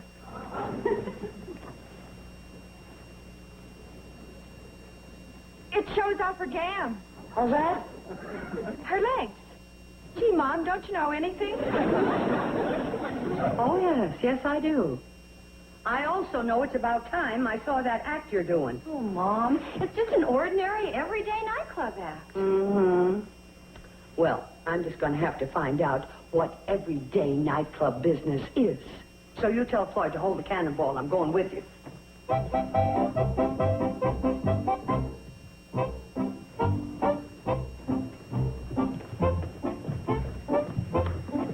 Just a minute. Oh, I can get it. There isn't much in it. So I noticed. Well, good luck, Billy Joe. Go get him, Tiger. Miss Bradley, can I help you? No, thank you. Mine is light, too. Oh, yeah. Well, have a nice trip. Thank you. That's a sweetheart's goodbye. Go get 'em, Tiger. Oh, Mom, Steve and I are just friends. Oh, that's funny. I sort of thought that... Well, no matter. Let's go. Howdy, ladies. Hi, Floyd. Hi. Say now, don't you look pretty? Well, thank you. Yes, sir. Prettier than a glass of iced coffee with the cream just poured in. I think that's a compliment. All right. Oh. Oh, I got it, Floyd. There we go.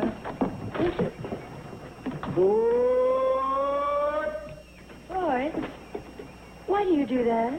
Huh? Well, call board. You know you're going to go up there and run the engine yourself. I know, but till I get there, I can pretend that Charlie's still at the throttle waiting for me. You see, I see.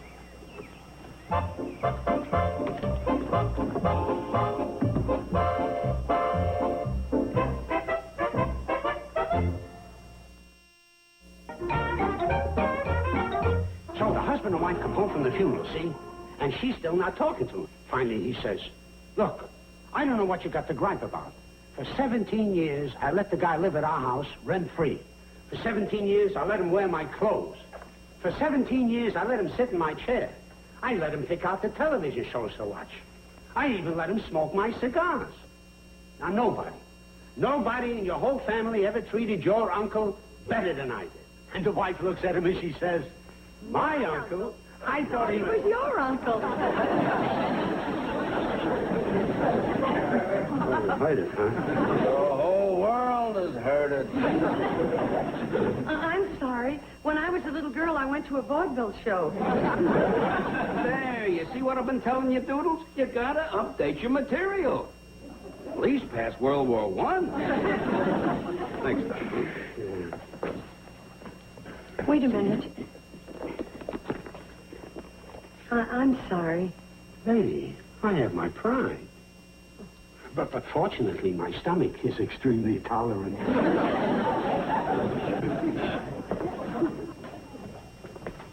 Well, Sid, who have we here, huh? Oh, the kid, huh? Yeah. Who's this? This is my mother. You didn't tell me she had one at all. We happen to come as standard equipment with human beings. Ooh, a sharp one, too. The worst kind. Don't get Mrs. Bradley wrong, Barney. She's only here to help. Right? Right. Don't mind me. But I've read about those stage mothers.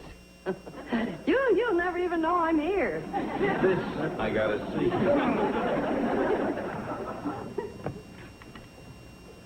Well, go right ahead. Don't mind me. If I get bored, I can always take a nice, long walk. Okay, kid, you got your rehearsal clothes? Well, yes. Do you want to see me in them? That's the general idea, yeah. Well, okay. Don't worry about it, Barney. It's all right, honey. I'll take your coat and your bag. And now, let's get out of your dress, huh? That's the girl. The arms. And slow. And step out. That's the girl. Barney? Huh?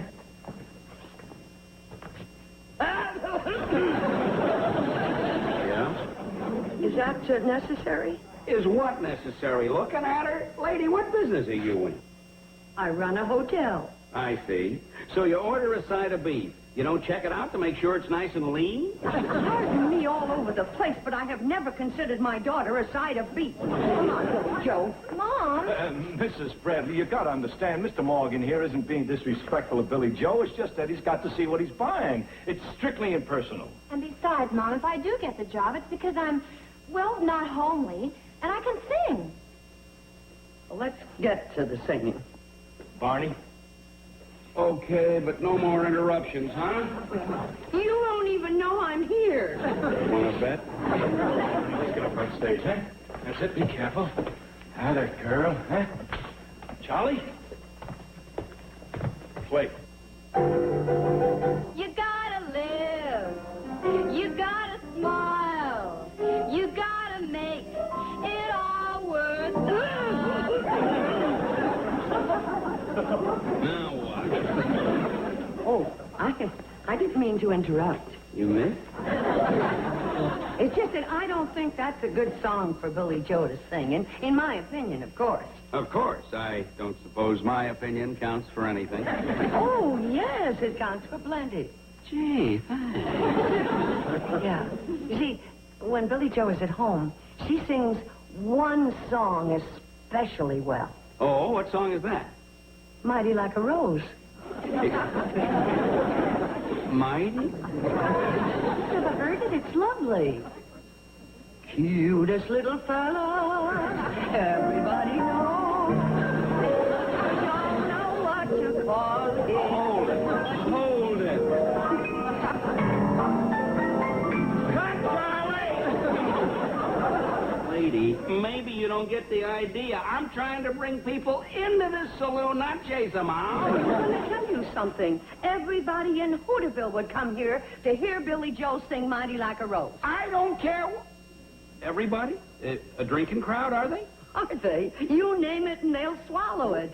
Ginger ale, root beer, sarsaparilla, cranberry juice. Why, Floyd Smoot alone can drink a whole pitcher of lemonade. Oh, George!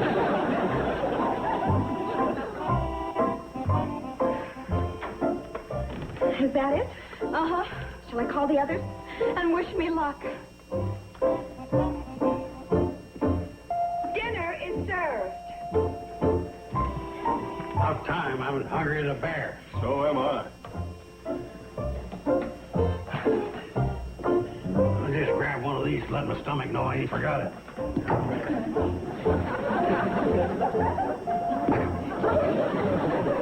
Betty Jo made dinner tonight.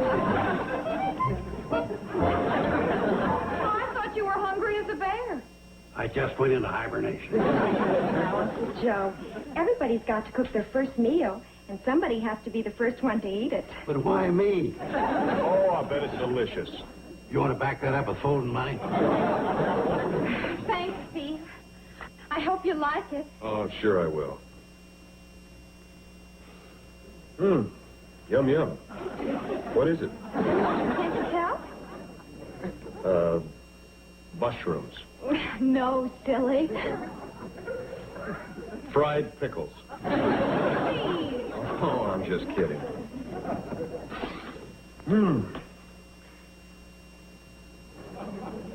Bamboo sprouts? That's not it either. It isn't? I should think you'd recognize your favorite dish. You made my favorite dish? Uh-huh. Well, of course, for heaven's sake, that's what it is. Could you give me a hint? Macaroni and cheese. It is? I mean, it is. And just the way I like it, too. Nice and black. Well, I did burn it a little, didn't I? Oh, be silly. That's the only way to give it flavor. You're not just saying that? Here, fill my plate. What a way to go.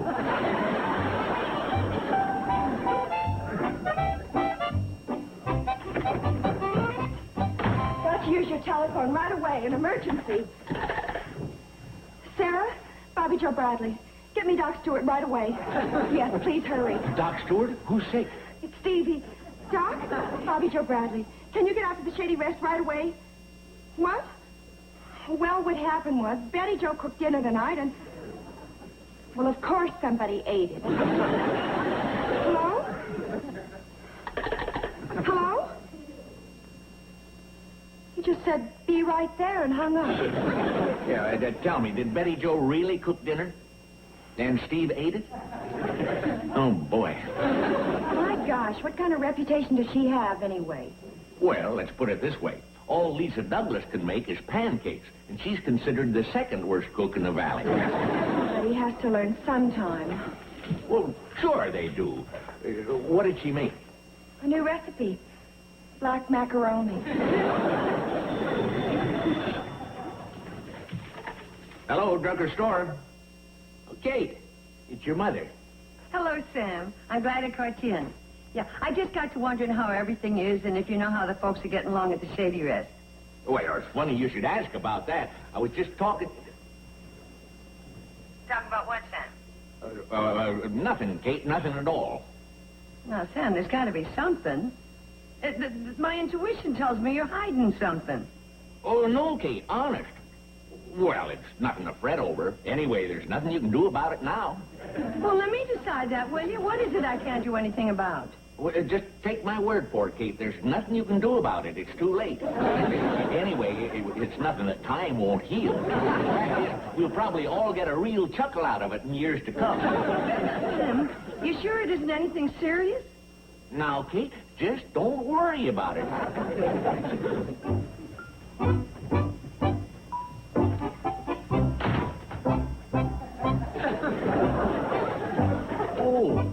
Kate, I gotta go now. Customer. Bye.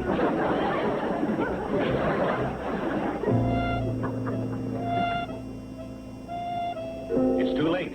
There's nothing you can do about it now. Oh, Mom, Steve and I are just friends. Mom, I wanted to cook breakfast. When I get married, my husband will expect it. It's too late. There's nothing you can do about it now. Oh, Mom, Steve and I are just friends. When I get married, my husband will expect it. There's nothing you can do about it now. Steve and I are just friends. It's too late. When I get married. Married? Betty Jo married? Oh! Crazy. Married. Dear God. I'll get there as soon as I can. Oh, hello. I want a ticket to Hooterville. That's right.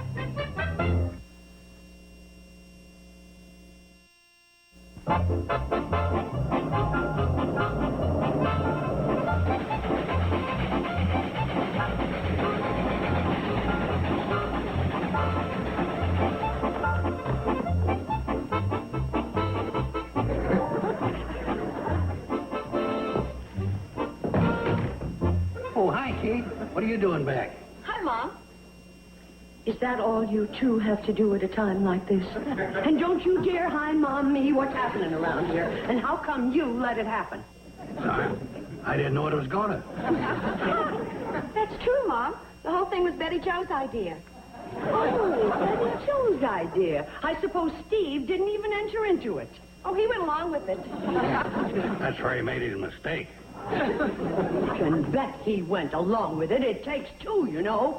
And what do you mean that's where he made his mistake? He didn't want to hurt her feelings. What? Well, you know how nice Steve is. He just thought he'd humor her. Humor her? That's a reason for marrying my daughter? For what? Marrying, eloping. Eloping? Who eloped? He just had his stomach pumped. Hi, Mom. I thought I heard your voice. Steve's fine. He's sleeping. Oh, honey, you don't have no idea how relieved I am. Mom, Steve wasn't in any real danger. Doc Stewart said the worst it could have been was heartburn. Oh, no. What I mean is... well, never mind. I'm just very happy. Oh, I just remembered. You know, I haven't had anything to eat since last night.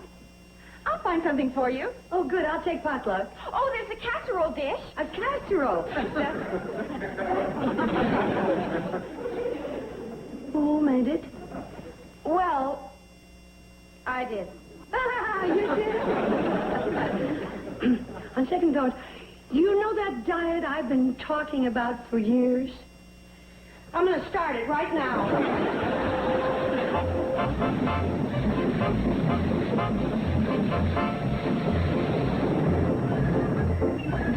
Hi, everybody. Hey, where is everybody? I'm back.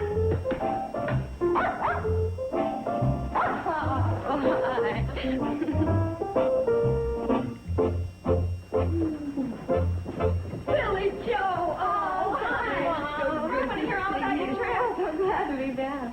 Hey, are you all right Oh, now? I never felt better. Steve thinks maybe it wasn't Betty Jo's cooking after all. Maybe it was just something he ate. How's that again? I mean, something else. Well, what I thought was I could have accidentally swallowed some insecticide. Been better if it was. Yeah, don't run down Betty Jo's cookie. Those donuts she made this morning were just fine, weren't they? You're looking great, Billy Joe. You are, too. Hey, isn't that coat new? Well, you should have seen the clothes I wanted to buy. I could have spent everything I earned and then some. Boy, I bet I would have. Did they have anything like that in green or turquoise? One that would have been terrific on you. Well, tell us. How was the job? Did it go well? Oh, just super. After you left, everything went fine. I mean, well, everything worked out for the best. I mean... I'm getting the idea. What all did you do? Oh, well, that's the best part. They gave me a brand new R&R number to do. R&R, that's railroad song. No, rock and roll. They liked it so much, they had a record company make a demo of it. Demo, that's Democrat. No, a demonstration record. I'm going to have to quit trying. Well, did you bring one with you? Let's hear it. I thought you'd never ask. Here, Bobby Joe. You put it on? Sure. I'll sing along with it.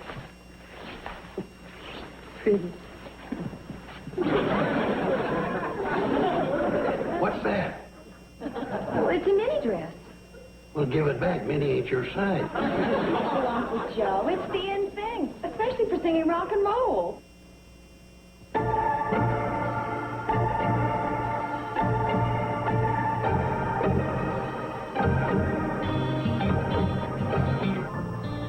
In his day,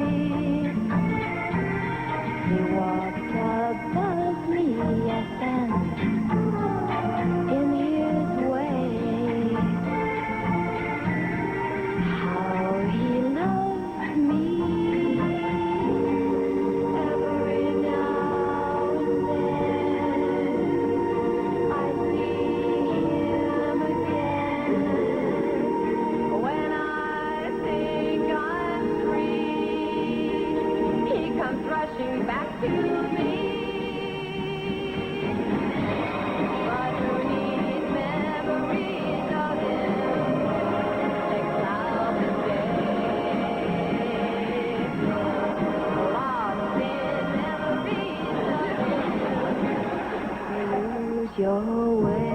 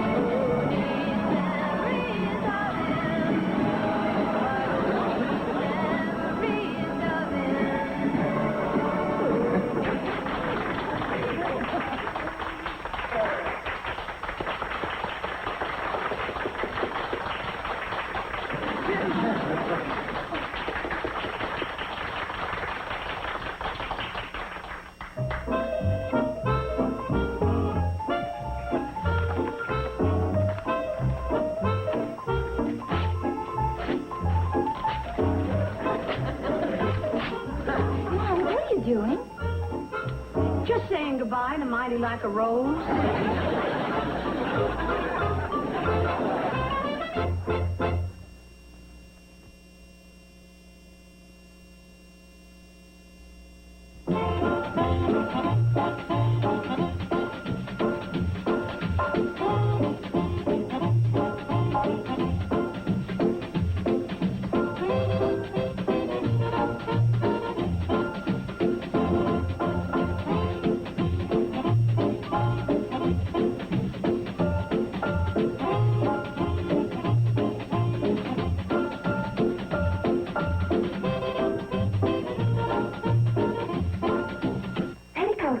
Junction.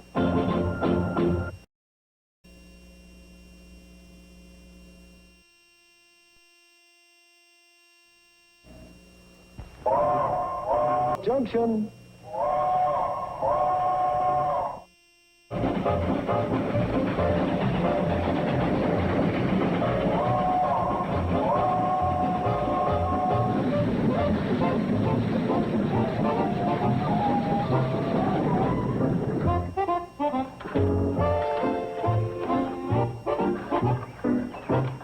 You still don't know what I'm up to, do you? You stick around, you'll find out. I'm one genius that don't mind sharing his knowledge.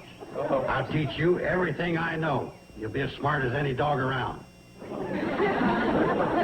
Oh, you know what I mean. Make yourself useful. Hand me that oil can. Thanks.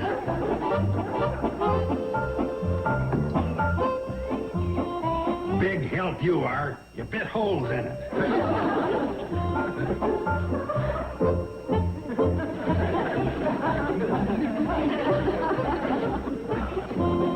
I've been stuck with cheap help before, but you take the cake.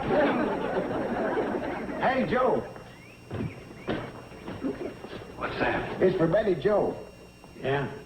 Yeah, maybe Betty Joe lost her umbrella in New York and somebody's returning it. It says right on the box, Pixley Florist. That's a funny place to leave an umbrella. Why don't you and him get together, have a meeting of the minds?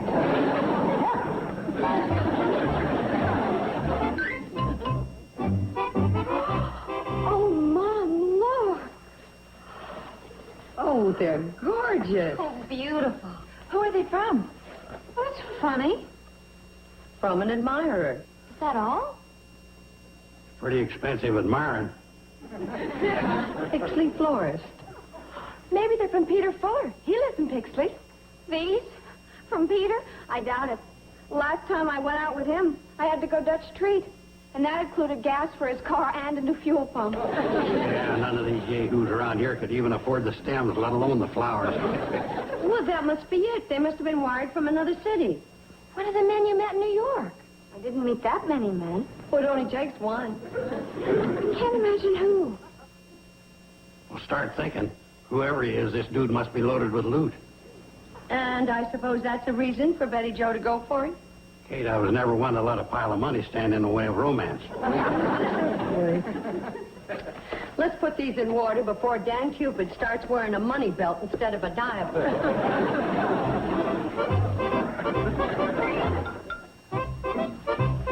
You mean you really don't know who they're from? I haven't the slightest idea. Hi.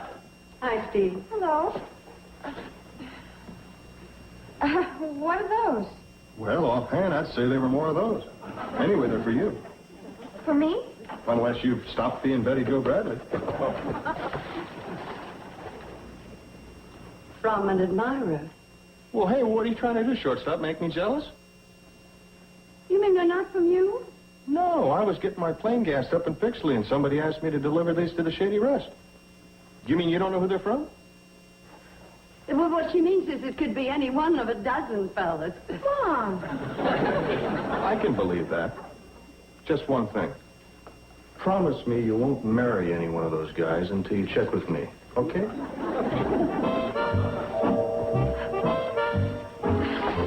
Mary, he's such a tease. What makes you think he was teasing? Huh? Well, he was right about one thing. Somebody is giving you a big rush.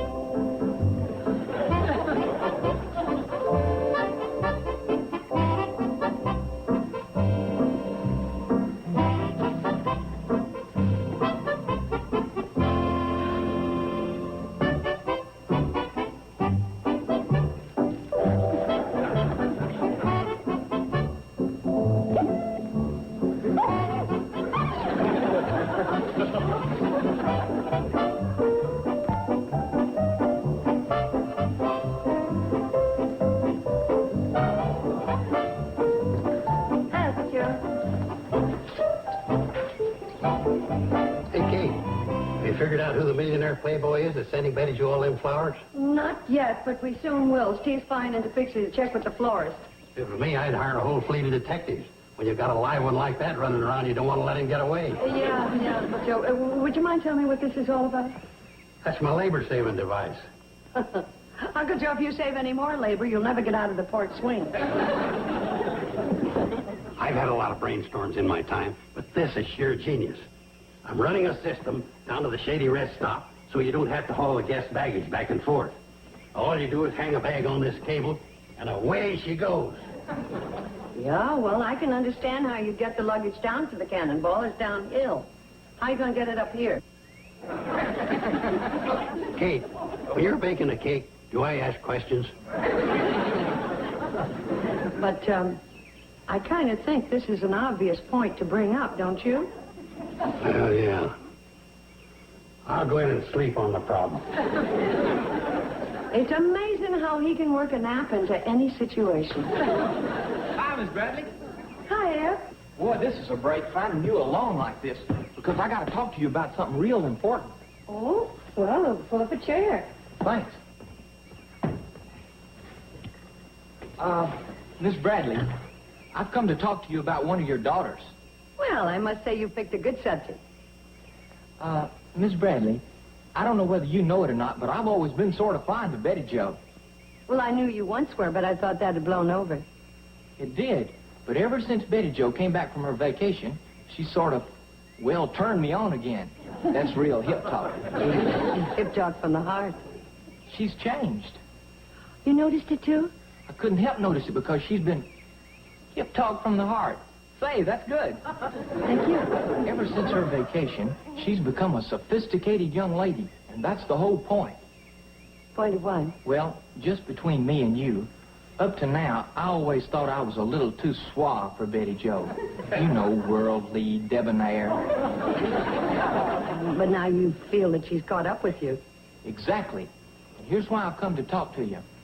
I've reached the point in life where I can do something about going with the girl for keeps, because I've got a new job.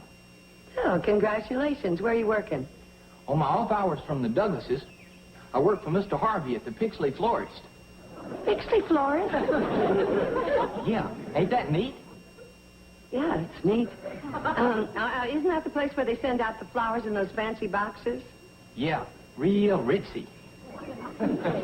Yes? Ma'am? By any chance, you don't happen to be the secret admirer? That's me. Pretty clever, huh? Clever. But aren't those flowers very expensive? No. Take those long stem roses.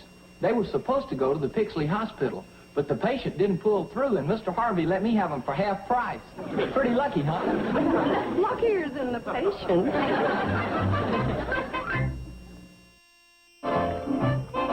Here's the fellow who took me to the Mets baseball game. Let me see that.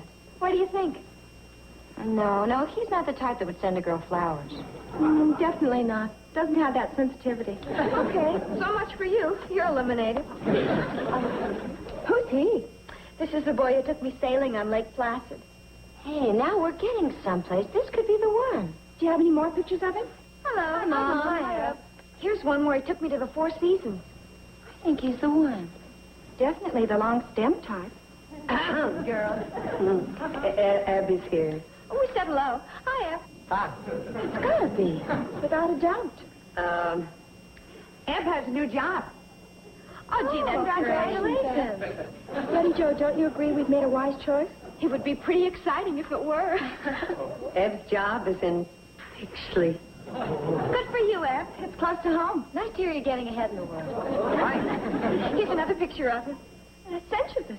He's the only one you've got 3 pictures of. Boy, they look even prettier than when I sent them. I'd bet on it. I'm inclined... What did you say, Eb? I said they look even prettier than when I sent them. You? Meet the secret admirer. You mean, them? I knew this would happen, Miss Bradley. She's so overjoyed, she's speechless.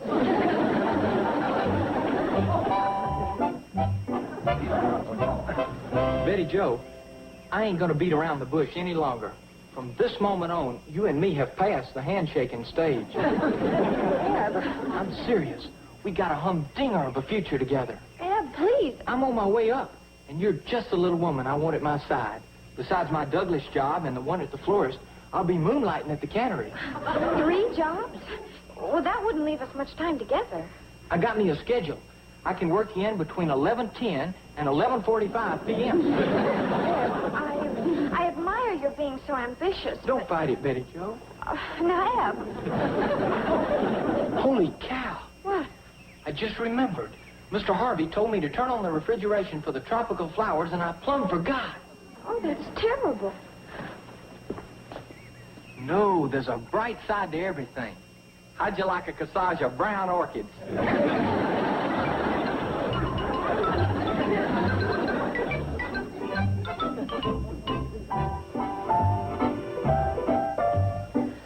But Eb's so serious, it frightens me.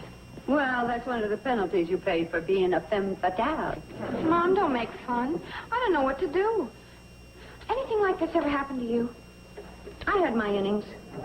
You mean you had fellas interested in you that you weren't particularly interested in? Mm-hmm. You actually had other boyfriends besides Dad? Yes, I did, and don't act so surprised. I'm sorry. It's just that, well, I think of you mostly as... Square. Yes. No, what I mean is, well, back in the olden days... I mean that either. Well, the olden days weren't so bad. I used to peek out from under the canvas of the covered wagon and flirt at the boys as we moved westward home. You're making it very difficult for me to communicate. Eb's a nice fellow, and I don't want to hurt him. But how do I let him down easy? Do like I do. I just tell him I have a boyfriend. You mean he's been after you, too? Oh, no. I mean fellas in general. If I don't want a guy hanging around, I just tell him I have a steady. But you haven't got a steady, so I make one up. Mom, did you hear that? Yes, I did. And I don't think she learned that at her mother's knee. But if she wants to keep from hurting Ed, that's the easiest way out. I wonder who I could get to pretend he's my fellow. Anybody. How about Steve? Steve? Oh, no, I wouldn't have enough nerve to ask him to be my boyfriend. No, I couldn't. Okay, you wanted my advice? I gave you my advice. For you, Betty Joe. Oh, no. What is it? It isn't a hamburger to go from Clyde's Root Beer Palace.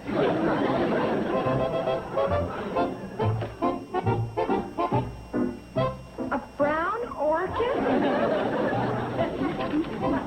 Dear Betty Joe, after today, I'm convinced more than ever that you're the girl for me. Can't wait until I see you tomorrow. Your secret admirer, Eb. Where's Steve? I gotta ask him something. Wait a minute.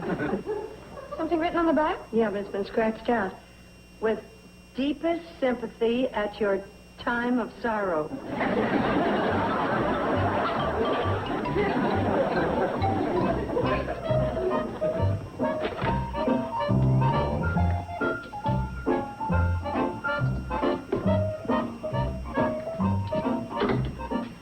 Uncle Joe, what are you doing now? Hey, Kate, you know the problem you was worried about? Getting the luggage back up here? Got her all solved. Every time the cannonball comes in, me and Floyd just raise the post at the other end. Well, there comes the cannonball now. Hang around, witness my first trial run. Well, I don't think we'll have much occasion to send empty suitcases down to the cannonball. Unless we have some awful poor guests. Way ahead of you, Kate. I got it all worked out.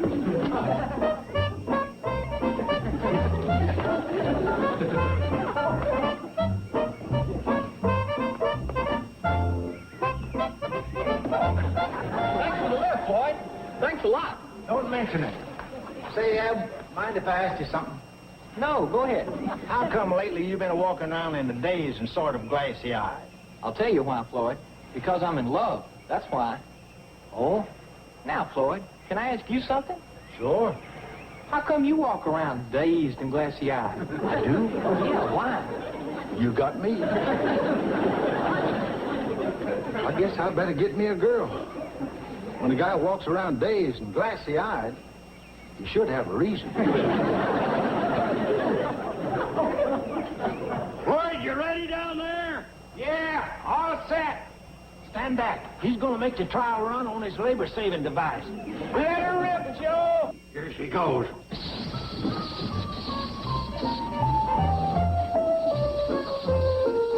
Here she comes.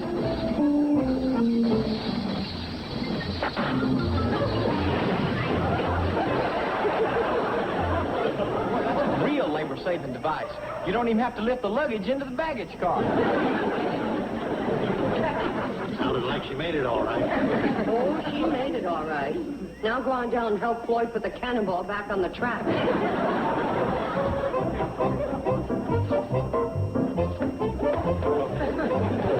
Steve, Ev's coming up the walk. Now? I thought he wouldn't show up until evening. That's what I thought. I guess love doesn't punch a time clock.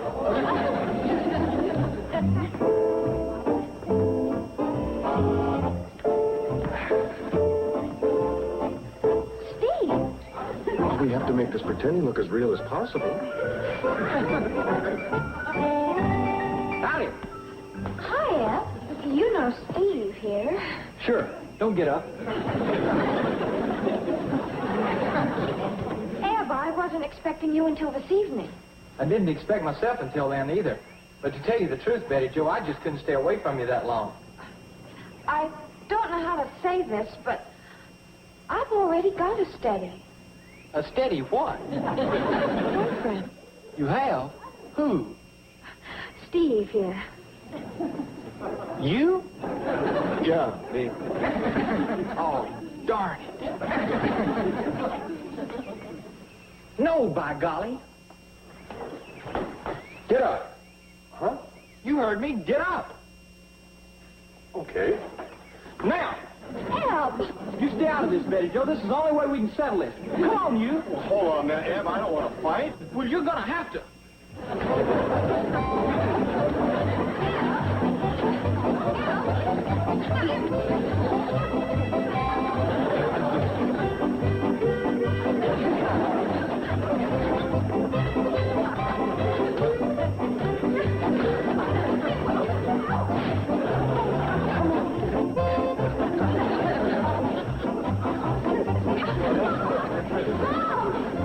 What's going on?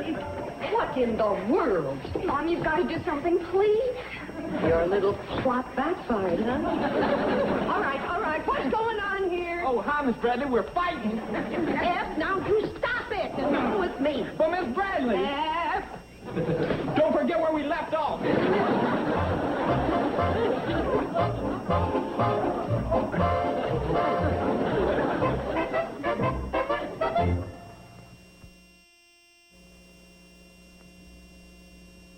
Mother, I gotta have a talk with you. Go ahead, Mom.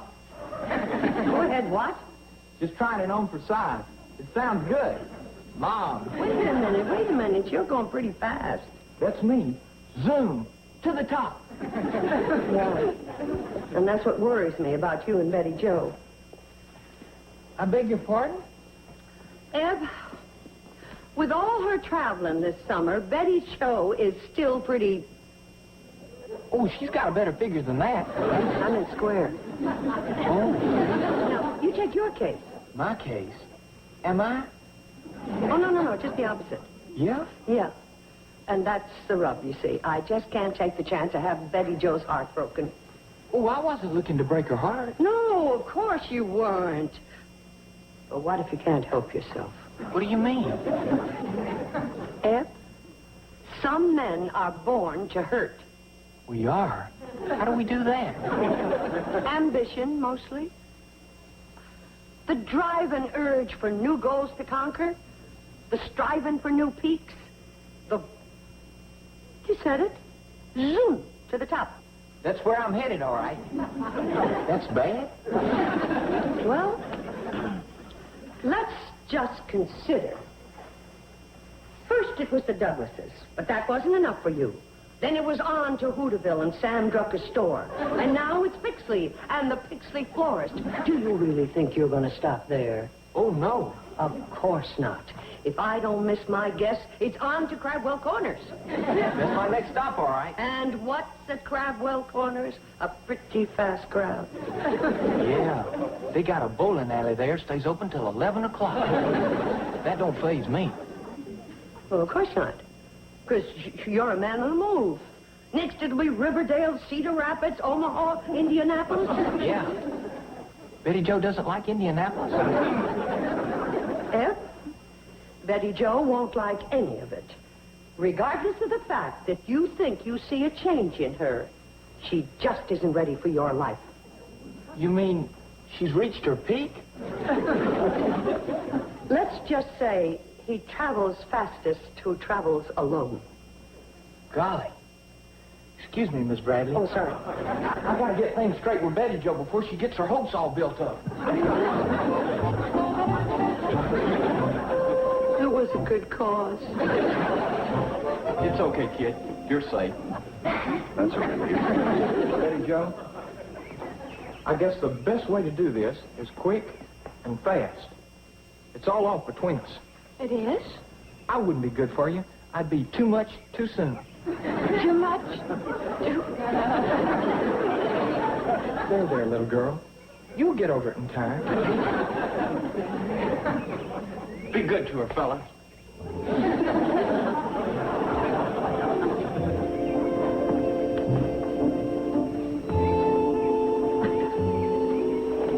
Steve? Well, Ed might look back and we have to pretend, you know. Oh, Steve, that's way down the path.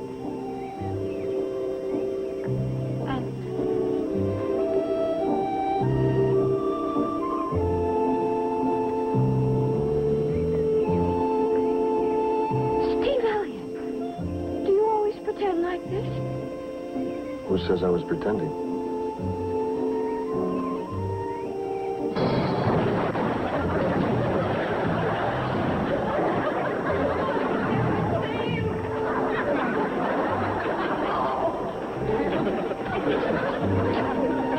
I'd have known.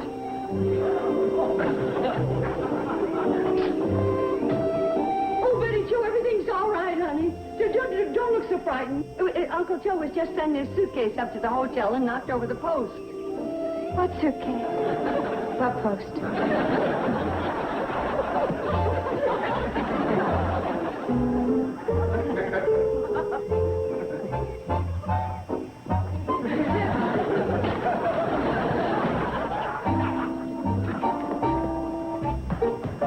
Kate, don't be sure about what happened out there. I gotta iron out a few more bugs.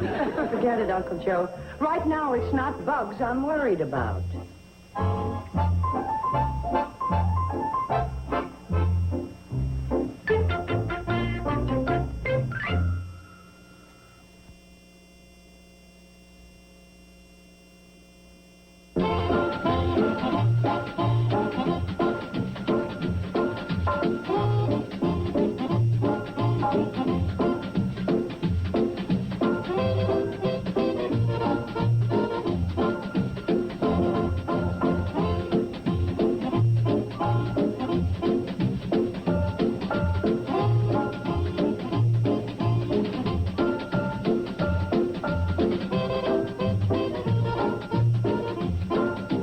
Petticoat Junction.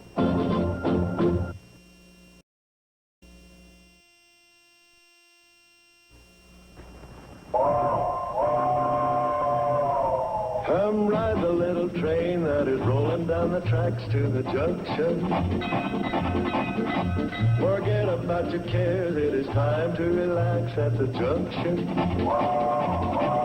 Lots of curves, you bet, and even more when you get to the junction. Petticoat Junction. There's a little hotel called the Shady Rest at the junction. Petticoat Junction. It is run by Kate. Come and be her guest at the junction. Petticoat Junction. And that's Uncle Joe. He's a moving kind of slow at the junction. Petticoat Junction.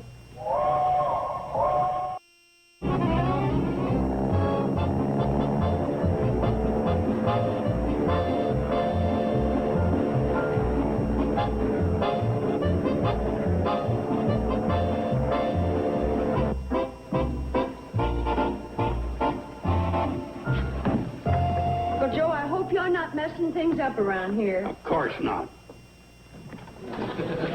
Boy, us geniuses have a time with you women.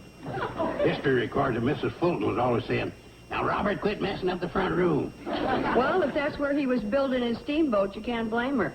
Is that what he come up with? Guess I owe her an apology. Remember that the next time you see her. What time are the kids due back? Another couple hours. That long? They flew all the way to Springdale. Yeah, I know. I just heard on the weather report that we can expect thunder and lightning storms. You still pay attention to that yahoo. He ain't been right since we moved here.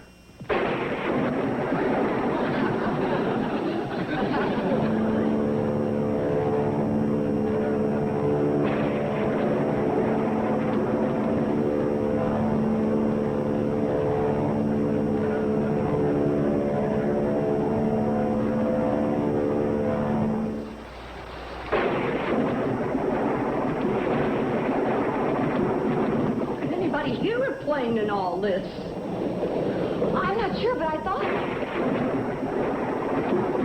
Oh, be quiet! How can anybody hear anything? That's another plus for this two-way radio. When Steve gets back with his unit, we can contact him. I just hope and pray that Steve and Betty Joe aren't even close to this. Are you all right?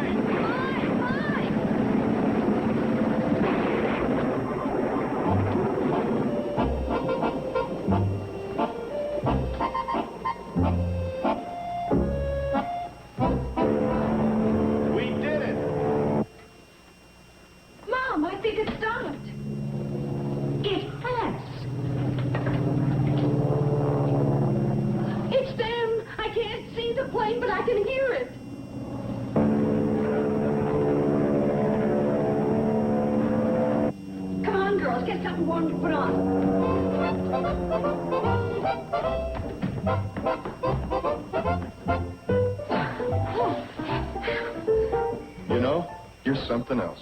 You're not so bad yourself. Remember when I indicated for us to go down? Uh-huh. Oh, was I glad you said no. Why? No place to land.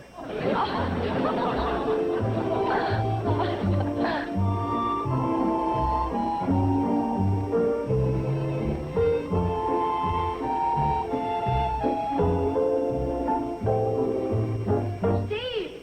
Betty Joe! Oh, Betty Joe, you're all right. Oh, Steve, were you scared? Did you know what you were letting yourself in for? I knew you'd make it. The Carson Elliott Airways always comes through. Well, what are we all standing here for? Let's go up to Shady Rest and you can tell us all about it.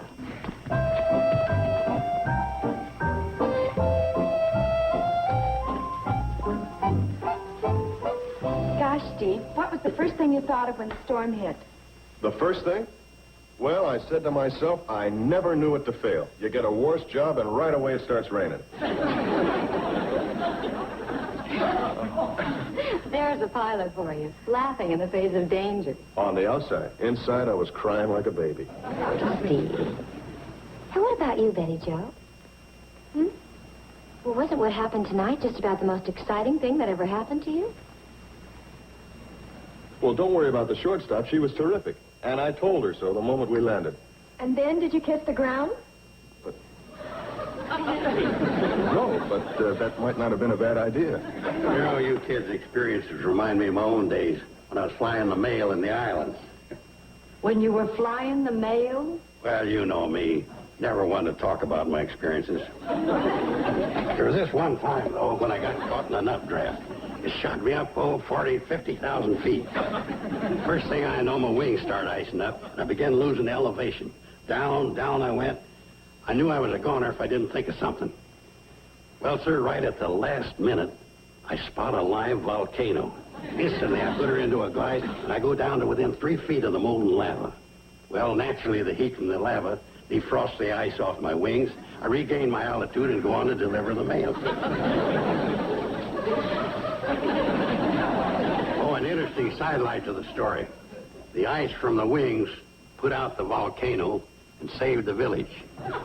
Naturally, they made me a god. I could go on and on, But it would only take the edge off of your little adventure. Betty Jo, you're awfully quiet. Do you feel all right? I'm okay, Mom. Yeah, but you had a kind of a trying day. Maybe you just better get upstairs and get to bed, huh? Whatever you say. Good night, everybody. Good night, Betty Betty Jo. Jo. Good night, Steve. Good night, Betty Jo.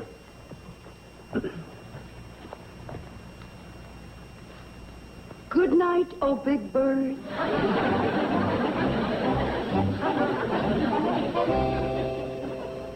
Mom, do you have to go right now? I mean, do you have time for talk? We'll always have time for that, honey. I've got a problem. I kind of thought you did. What is it? Well, it concerns Steve and me. What about Steve and you? We're in love. You're... Oh, I know. You're just as surprised and shocked as I was. I mean, Steve being Billy Joe's boyfriend and all, but we couldn't help it. It just happened. Wait a minute. Let's back up a little. When did it happen? Before you went to Springdale? No. On the way back? I guess so. All I know is that when we landed, he took me in his arms and kissed me. Well, that's an emotional reaction. You know, making it through the storm and all. Why, you were glad to be on the ground. I don't think it was a glad to be on the ground kiss. Oh, maybe it started out that way, but then... Oh, Mom, I never felt that way before in my whole life. Nobody ever did. Well, sweetheart, it isn't that unique. Wonderful, maybe, but not unique. You mean it always happens like that? Being like that? No, it doesn't always happen that way. But we're not entirely sure it happened. Mom, you don't know how I feel. What about Steve? How does he feel? The same. Did he say he did? Well, no, but I can tell. You're sure? Mom. Honey, two people can react to the same situation in a different way. What are you trying to tell me? Well, you and Steve have been through a very exciting experience. I'll stay. I mean, coming through the storm and all. Oh. And, when two people have such an exciting experience, it can bring them together. I'll say.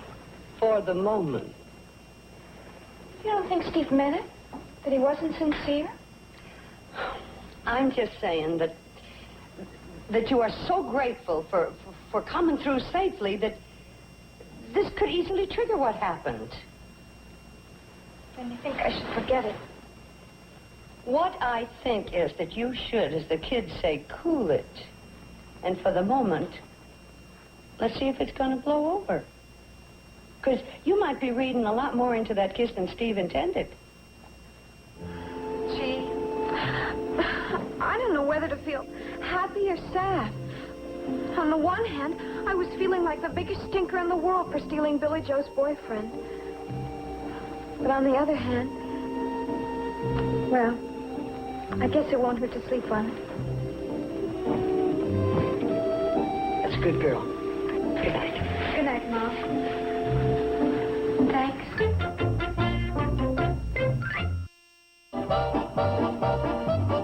Hi, Sam. Oh, howdy, Kate. I'm just roughing out the big news story. What news, Terry? Yesterday, Steve and Betty Joe's airplane trip from Springdale. When did you hear about that? Uncle Joe was in earlier. Oh, he does get around. You know, he can beat a rumor down the valley. Hey, listen to this, Kate. The frail, storm-tossed craft, bolted by lightning, rocked by thunder, swept willy-nilly by the perverse elements, fought against insurmountable odds. Where did you get such talk? I've been saving it, Kate. It come out of a review of an old Buddy Rogers movie. Well, you better keep saving it. They might rerun the movie. This was going to be my headline story. But you can still have your story. Just say, Steve Elliott and Betty Jo Bradley, on their way back from Springdale, got caught in an electric storm. But they landed safely at the Shady Rest, and I need half a dozen cans of tuna. The way you put it, Kate, you make half a dozen cans of tuna sound more exciting than the story.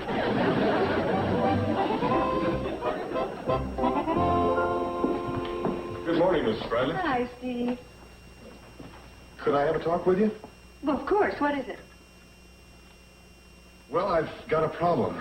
Well? What would you say if I told you I was in love with your daughter? Well, I don't know, Steve. I guess I wouldn't be too surprised. After all, you and Billy Joe have been going steady for some time, and it's not Billy Joe. No, it isn't. Bobby Joe? I'm running out of daughters. It's Betty Jo. That's the one that's left, all right. Are you sure? Oh, am I sure? You see, well, something happened last night. I know. You do? Yes, Betty Jo told me. But I'd like to hear your version. How did it happen? Well, I don't really know myself. I guess it'd been building up for a long time, and I didn't know it. All I know is when we were in that storm, all I could think of was what a fool I was to get Betty Jo into such a spot, and what a terrific girl she was to come through the way she did. And then, when we landed, I sort of kissed her, and boom. It was like every light in the whole world flashed on. You sure it wasn't the excitement of the moment? Believe me, Mrs. Bradley, I tried to think that. I went to bed last night telling myself I'd wake up feeling differently. And here I am, about as hung up on a girl as a guy can be. Yeah, it does pose a problem, you know. I know. Billy Jo. I'd do almost anything to keep her from being hurt. Please believe that. Oh, I believe you. But that's where you and I are different. Pardon? Well, you said you would do almost anything. I would do anything to keep my daughters from getting hurt. Steve, do you know anything about country customs? Well, what do you mean? Well, we're kind of old-fashioned around here, and we have traditions. And one of the traditions is that the oldest daughters are the first to leave the nest. Leave the nest? Well, I wasn't even thinking that far ahead. Well, maybe not, but it is something to consider. You see, if the young girl gets her man first, it's kind of a slap in the face to the older girls. Matter of fact, it almost pushes them into the category of being old maids. Those two? Old maids? Huh. I can't buy that. Well, maybe I am painting too drastic a picture, but you do see the predicament I'm in. Yeah. Looks like somebody's going to end up being hurt no matter what. Exactly. And, Steve, I wish I were wise enough to settle this thing right off, but I'm not, so I'm going to have a little time to think of something. In other words, would you hold off declaring yourself? Think you could do that? Sure I could. And, Mrs. Bradley, you know I didn't set out to cause anything like this, don't you? It just happened. I know. Oh, boy. Hey, Kate, I got some. Listen. What is it? Well, if my calculations are correct, I'm tracking a moon satellite. Yeah, that's what it is, all right. Hey, this is a powerful thing. Yeah, it sure is. Have you tried tracking the porch? Huh? What do you mean? Boy, the roadblocks they throw in front of us scientists. You just don't know my problem. I'll trade you even. Kate, something bothering you? What is it? Maybe I can help you out. No, I don't. Wait a minute. Maybe you can. After all, it is a family problem. Yeah? Yeah, it's about Steve and Betty Jo. They're serious. Serious about what? They're in love. No kidding. How about that? Doesn't disturb you? No, why should it? I think it's terrific. You do? Yeah, think what it'll do for the dynasty. What? Steve's a great pilot, and Betty Jo's a terrific mechanic. You couldn't get a better combination for the crop dusting business. Matches like this are made only in the grease pit. Hey, this is going to work out great. Kate, Hi, Mom. Hi, Uncle Joe. Hi, darling. this is the greatest thing since thermos bottles. Speaking of thermos bottles, there's something that's always puzzled me. They keep things cold and they keep things hot. How do they know when to do which? It's something to think about. Why don't you lie down in the porch swing and give it some thought? Way ahead of you, Kate. I'm just heading that way.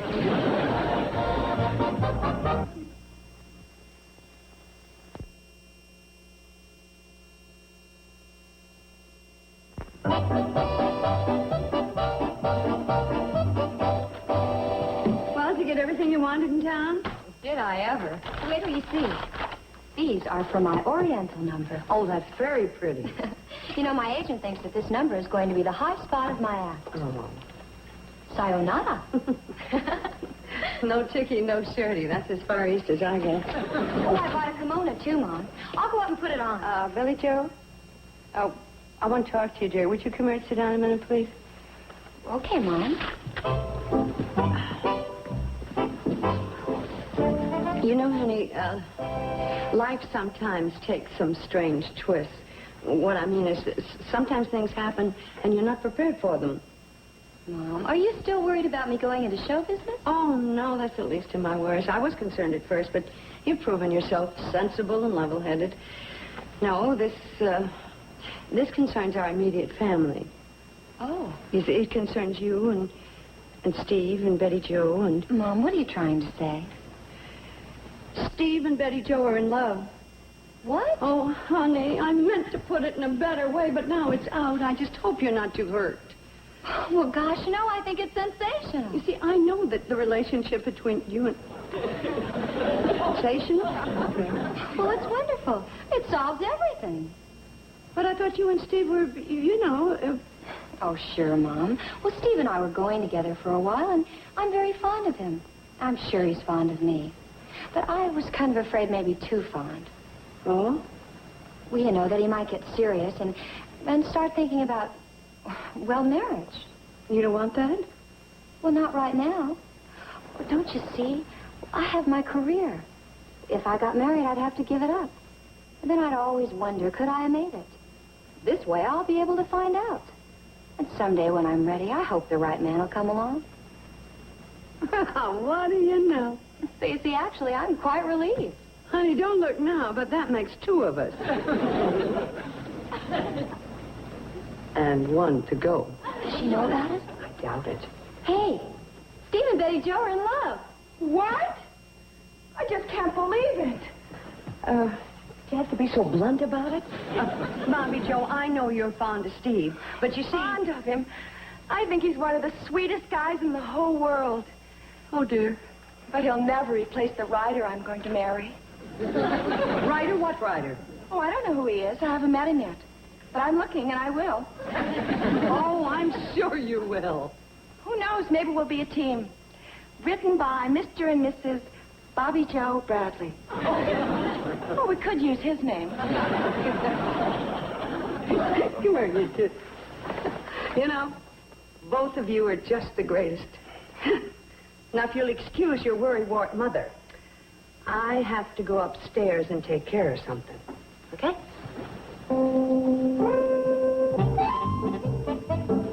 Steve! Steve!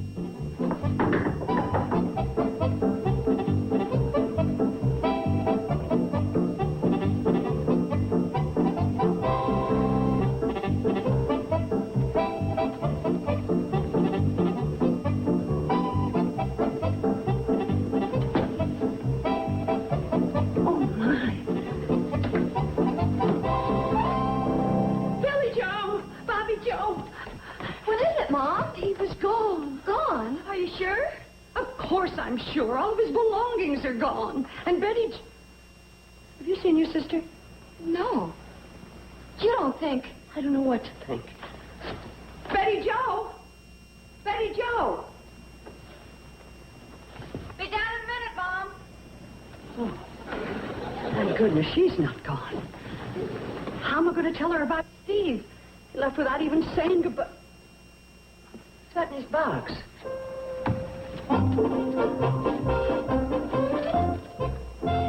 I think this is best for all concerned. I am much too fond of the Bradley family to hurt any one of you. Knowing and living with you has been the best thing that ever happened to me, and I will never forget you. Sincerely, Steve. Well, that's it. He's really gone. And it's all our fault. I feel just awful. Oh, no, not another storm. Poor Steve. He'll be caught up in it. Oh, this is terrible. Boy, this is going to be a mean one. Almost got my batteries wet. What's the matter? Did dinner burn? Steve is gone. What? And he's out in the storm. Oh, no. The dynasty was just getting off the ground. Oh, Joe, is that all you think of? But this is serious. Well, it's also serious with Steve up there in the storm. Yeah. You know what they say, you only get so many chances. Sooner or later, there's a bullet with your name on it. A bullet? There are no bullets up there. Well, bullet, lightning bolt, it's all the same. Oh, you are a cheery one. So is there any chance of getting Steve on that thing? I was just going to suggest that. Oh, Uncle Joe, you've got to get through. And tell him to come back. Okay, Tell him that okay. we love him. Calling Steve Elliott. Calling Steve Elliott. Calling Steve Elliott. Calling Steve Elliott. Mayday. Mayday. Mayday. What is that? It's the International Code of Stretch. Calling Steve Elliott. Mayday. Mayday. Mayday. Well, maybe you have the wrong day. Maybe it's Valentine's Day. Oh, yeah. Valentine's Day. Valentine's Day. Oh, that ain't it. Would you just try calling him by his name? Yeah. Calling Steve Elliott. Calling Steve Elliott. Come in, Steve. Come in. Steve! Steve! Shh, let me handle this. Come in, Steve. Come in. What is it, Joe? I got him. I got him. What are you doing here? Well, I see you got my note. Oh, yes. Yes, we got it. Well, the best laid plans. I couldn't get my plane started. You couldn't? No, I guess in that rough landing, I must have knocked off the distributor cap. Distributor cap? Yeah, it's a little thing that... Don't bother. It's just, they're right, you see. There is a bright side to everything. There is? Mm-hmm. You know that little talk we had this morning? Well, I think everything's going to work out just fine. No kidding? Well, where's Betty Jo? She's upstairs. It's to be right down. I just remembered I baked a cake this afternoon, so why don't we all have some and celebrate? Good thinking, Kate. We'll celebrate the rebirth of the dynasty. Oh, we're so glad to have you back, Steve. You don't ever leave again. Betty Jo, Steve is here. Coming, Mom.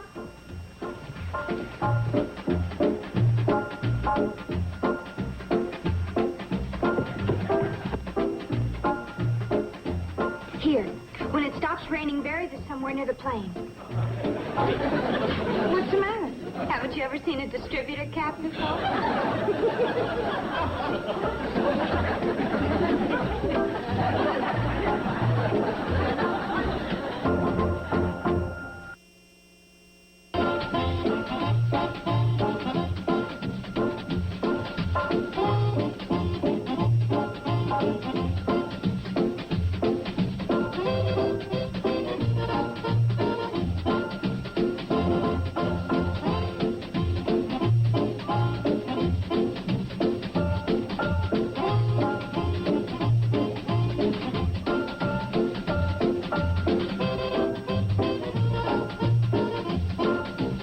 Petticoat Junction.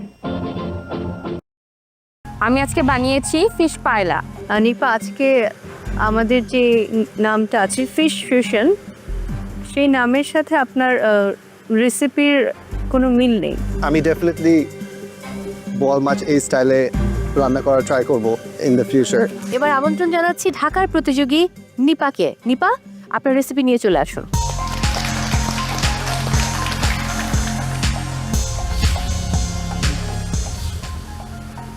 আমি আজকে বানিয়েছি fish পায়লা। কি fish ব্যবহার করেছো? আমি বোয়াল মাছটা ব্যবহার করেছি। ফিশ কোথায়? ফিশ ম্যাম আজ কোথায় আছে? ভিতরে? হ্যাঁ ম্যাম, এটা লেয়ার করেছেন?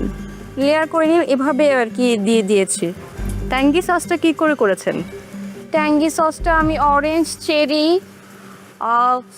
মানে সুগার অ্যান্ড হচ্ছে হালকা একটু সয়া সস, ভিনেগার অ্যান্ড হচ্ছে রোস্টেড টমেটো দিয়ে করেছি। এটাও কি মেন্টর বলে দিয়েছিল সসের কথা? মেন্টর, হ্যাঁ আমার মেন্টর আমাকে বলেছে যে একটা মানে এটাকে ইনহ্যান্স করার জন্য একটা ট্যাঙ্গি টাইপসের সস রাখলে ভালো হবে। আপনার মেন্টর নাদিয়া নাতাশা? জি, নাদিয়া নাতাশা আপু, আপনি কি ট্যাঙ্গি সস করতে বলেছিলেন? আমি যখন ওকে বুঝিয়েছিলাম যে এটা এরকম একটা ফুল মিল, সে বলেছিল আমি একটা সস করতে চাই এর সাথে, আমি কি করতে পারবো? তা আমি বলেছিলাম এটার সাথে বেসিক্যালি সস সার্ভ করার দরকার নেই, কিন্তু সে বলছে আমি একটা সস করতে চাই এবং সেটা একটু সুইট বা ক্রিমি। তখন আমি বললাম যেহেতু আপনি করতেই চাচ্ছেন, যদি করেন, যেহেতু ফিশ, আপনি একটা লেমন বেস কোনো কিছু দিতে পারেন। কিন্তু সসটা মজা হয়েছে। ইনিশিয়ালি সে বলেছিল যে এটার সাথে সস যায় না, অ্যান্ড শি ইজ রাইট। সসটা আপনি করেছেন, that is your choice. By itself সসটা খেতে মজা। প্লেটিংটা আমার পছন্দ হয়নি, I think it's very messy, right? চ্যালেঞ্জটা ছিল আজকে ফিশ ফিউশন। পায়রাতে ফিশ খুঁজে পাওয়া যাচ্ছে না, you have to really look into it. সসটা ইয়েস ইট হেল্পস রাইসের সাথে খেতে, বাট সসটা ছাড়া যদি আমি খাই, পায়রাতে কোনো সিগনিফিকেন্ট কোনো ফ্লেভার্স নাই। নিপা, আজকে আমাদের যে নামটা আছে ফিশ ফিউশন, সেই নামের সাথে আপনার রেসিপির কোনো মিল নেই। কস্টিং আপনার ওভারঅল ঠিক আছে, 542 করে আপনি এই প্লেটটা সেল করছেন। কস্টিং ইজ ওকে, বাট এটা আপনি 542-তে সেল করতে পারবেন না রিয়েল লাইফে। Thank you.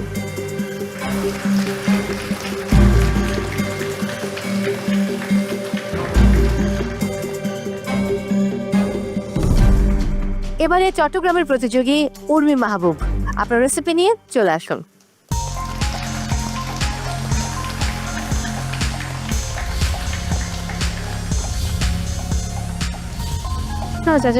Hello, hi. Peruvian একটা কুইজিন পেরিহো।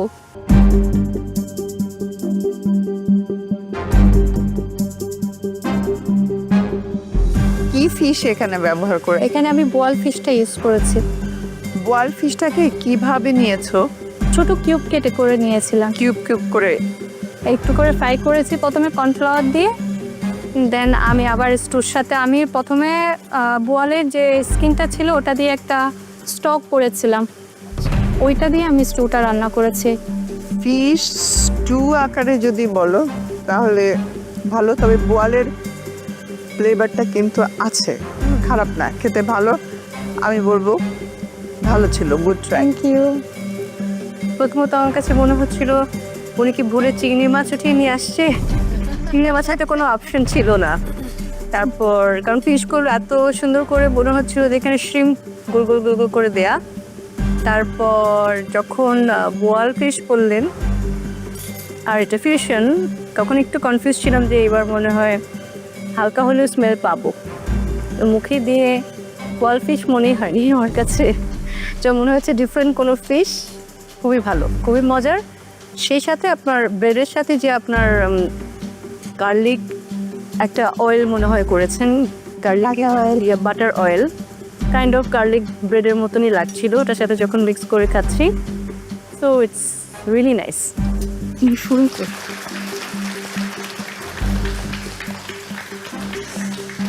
সিম্পল প্লেটিং, অনেক নাইস কালার্স আপনি নিয়ে এসেছেন এই ডিশটাতে। বোয়াল মাছ আমার অনেক প্রিয়, বাট আমি কখনোই আগে এইভাবে করে খাইনি। It's a different presentation, different texture of বোয়াল মাছ আপনি নিয়ে এসেছেন। আই থিঙ্ক বোয়াল মাছ আপনি যেভাবে করে কুক করেছেন দ্যাট ইজ পারফেক্ট। সো আমি ডেফিনেটলি বোয়াল মাছ এই স্টাইলে রান্না করার ট্রাই করব ইন দ্য ফিউচার। কস্টিংটা ঠিক হয়নি, এটা আপনার খরচ। প্রফেশনাল কিচেনে কাজ করা হয়েছে? না, অ্যাকচুয়ালি এখনো করা হয়নি। প্রফেশনাল কিচেনে আপনি যখন কস্টিং করবেন, every dish has to be ×3। এভাবেই শেখানো হয়েছিল, রাইট? আপনি নিজের ইচ্ছা একটা প্রাইস দিয়ে দিবেন, আপনার বাকি খরচ কোথা থেকে আসবে? ইটস নট অনলি অ্যাবাউট এই খাবারটা বানাতে আমার কত টাকা লেগেছে, এটা আমি খাবারের উপর একটু প্রফিট ধরে সেল করে দিলাম। অন্যান্য যা কস্ট আছে আপনার, সেগুলো তো এই ফুডের ভিতরেই আসতে হবে রেস্টুরেন্ট পার্সপেক্টিভে, রাইট? সো কস্টিংটা হয়নি, ভুল। Thank you Urmi.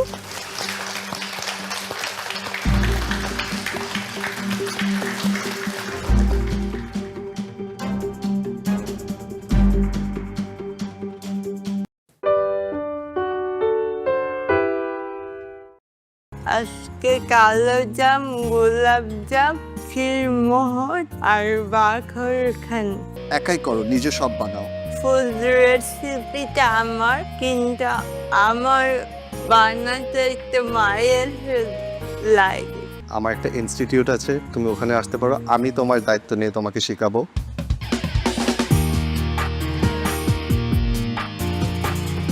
কেন এসেছেন এবার শেয়ার রাজনীতিতে? আমি এবার জিততে এসেছি। অফকোর্স। ইয়েস। আসেন।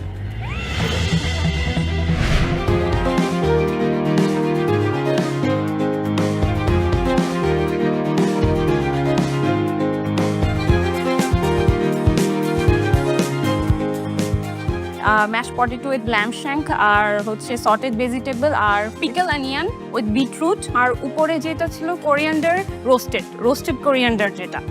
লাস্ট সিজন থেকে এই সিজনে নিজেকে কিভাবে ইমপ্রুভ করেছেন? বিভিন্ন রকমের অ্যাপিটাইজার ফলো করা, sauces section and everything. I tried my level best. Your lamb is super moist. চুই ঝাল দিয়ে আমাকে একটা ডেজার্ট বলবেন। You can use whatever, but ডেজার্টে চুই ঝাল থাকতে হবে। ওকে, দ্যাট মিনস এটা পাঞ্জেন্ট। তা পাঞ্জেন্ট যদি খুব ঝাঁঝালো হয়, তাহলে আমি দই বড়া করতে পারি। হালকা আমি মিষ্টি কিছুতেও অ্যাড করতে পারবো। কেন এসেছেন এবার শেয়ার রাজনীতিতে? আমি এবার জিততে এসেছি। অফকোর্স। ইয়েস। আসেন। এটা যদিও আনন্দের ব্যাপার, কিন্তু তারপরও একটা টেনশন কাজ করছে, কারণ আমি এখনো অ্যাপ্রন পাইনি। 2 years ধরে I just waiting for this day, and I will face the grand audition and other studio round also.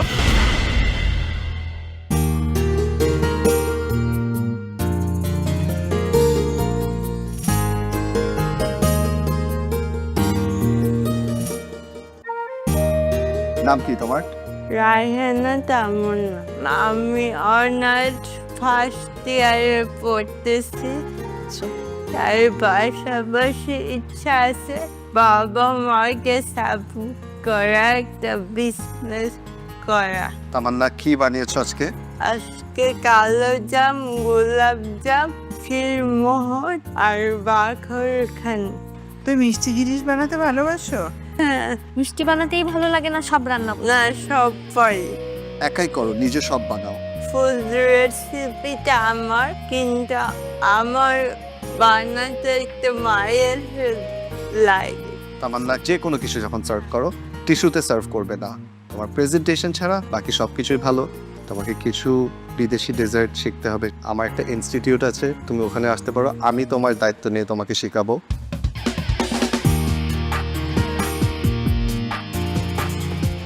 আমার অনেক দোয়া রইল, তুমি অনেক বড় ব্যবসায়ী হও, সফল ব্যবসায়ী হও ইনশাআল্লাহ। ইনশাআল্লাহ, দেখা হবে। থ্যাংক ইউ আসার জন্য তামান্না।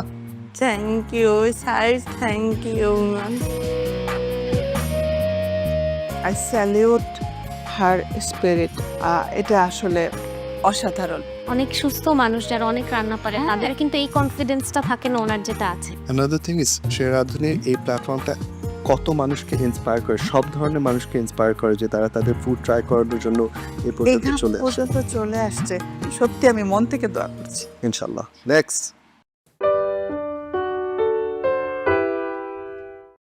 নওশিন স্যার কস্টিং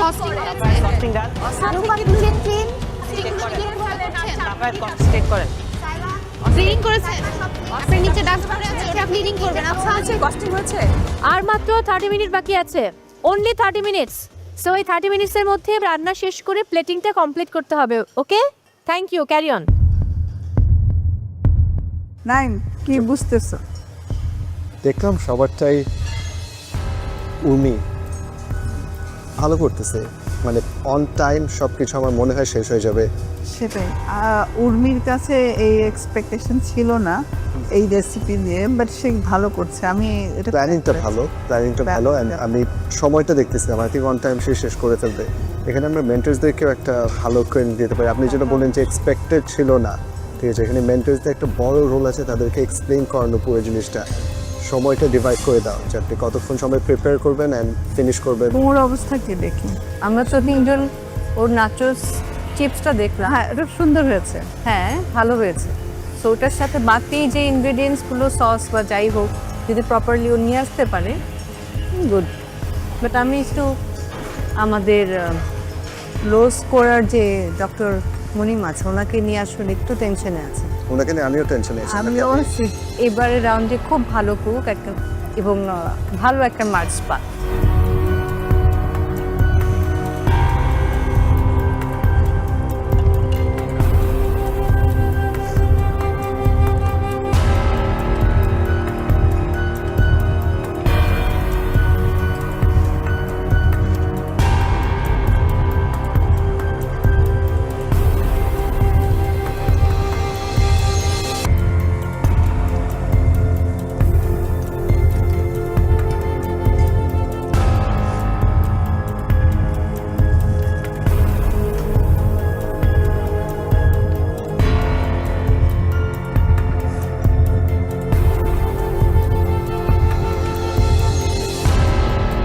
পার্টিসিপেন্টস, আর মাত্র 10 মিনিট সময় বাকি আছে। এর মধ্যে এনিহাও আপনাদের ফুল প্লেটিং কমপ্লিট করতে হবে। আর আজকে আপনাদের কাছ থেকে আমরা চমৎকার প্লেটিং দেখতে চাই। ওকে?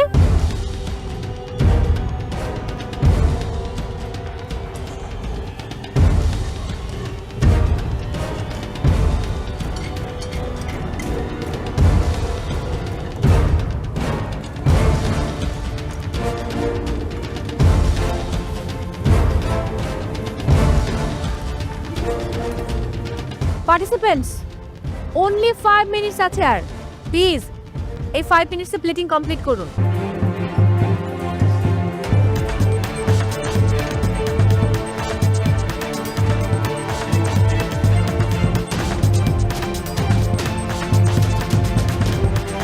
Only 48 seconds.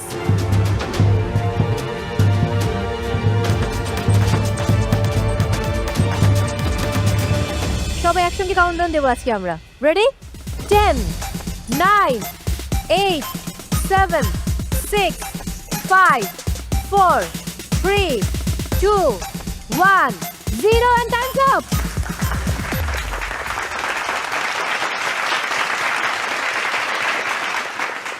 ওকে, 2 ঘন্টা শেষ, তার মানে আপনাদের কুকিং টাইম শেষ। এবার দেওয়া হচ্ছে 15 মিনিট, যার মধ্যে আপনাদের কস্টিং কমপ্লিট করতে হবে, একই সাথে কিচেন ক্লিন করতে হবে, এবং সেই সময় শুরু হচ্ছে এখন।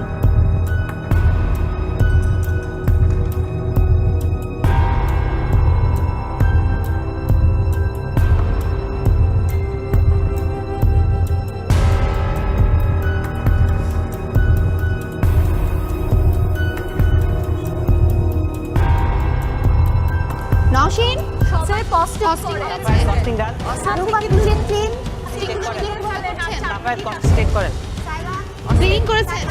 আপনি নিচে ডান্স করে আছে, ওটা ক্লিনিং করবেন। আচ্ছা আছে, কস্টিং হয়েছে, ফুড ফাইল করবেন না, ভিতরে ঢুকে দেন, ভিতরে ঢুকে। কোমো আপনার ওগুলো ক্লিন, নিচেরগুলো ক্লিন করা।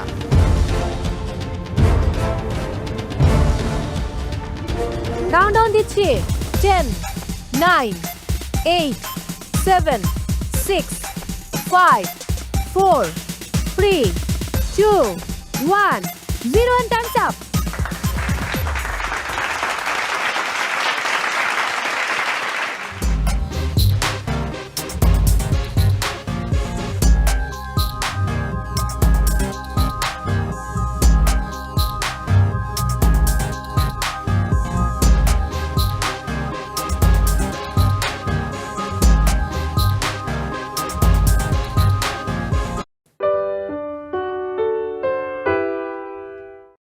দেখতে যতটা সুন্দর, খেতে অতটা বেশি আমার ভালো লাগেনি এই, but I hope next time ভালো হবে। আমার কাছে আসলে অবাক লেগেছে আপনি মাত্র 3টা ক্যানাপে নিয়ে এসেছেন, মানে যেখানে আপনি দেখছেন 4 জন, আর জাস্ট একটা ব্রেড দিয়ে আপনি এটা খুব সিম্পল একটা রেসিপির মধ্যে দিয়ে চলে গেছেন। আর ব্রাউনি, লাভা কোনোটাই নেই এর মধ্যে। এবারে চট্টগ্রামের উর্মি মাহবুব, আপনার ফুড নিয়ে দ্রুত চলে আসুন।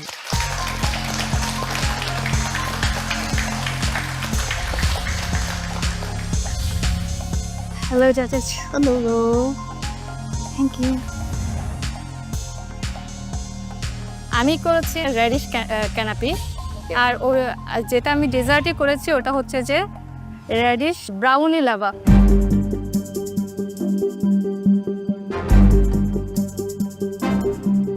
মূলা কোথায় ভিতরে? আমি চিংড়িকে বাটারফ্লাই করে কেটে ওইখানের মাঝখানেও মূলা দিয়েছি। তারপর আবার আমি যেটা এখানে ক্যানাপিসের জন্য যে মোসটা করেছি ওখানেও মূলা দিয়েছি। আচ্ছা, এটা কি সস? এটা হচ্ছে যে জাস্ট মিল্ক পাউডার, মেয়োনিজ আর একটু করে মাস্টার্ড সসকে মিক্স করে ওটা আমি প্লেটিংয়ের জন্য ইউজ করেছি।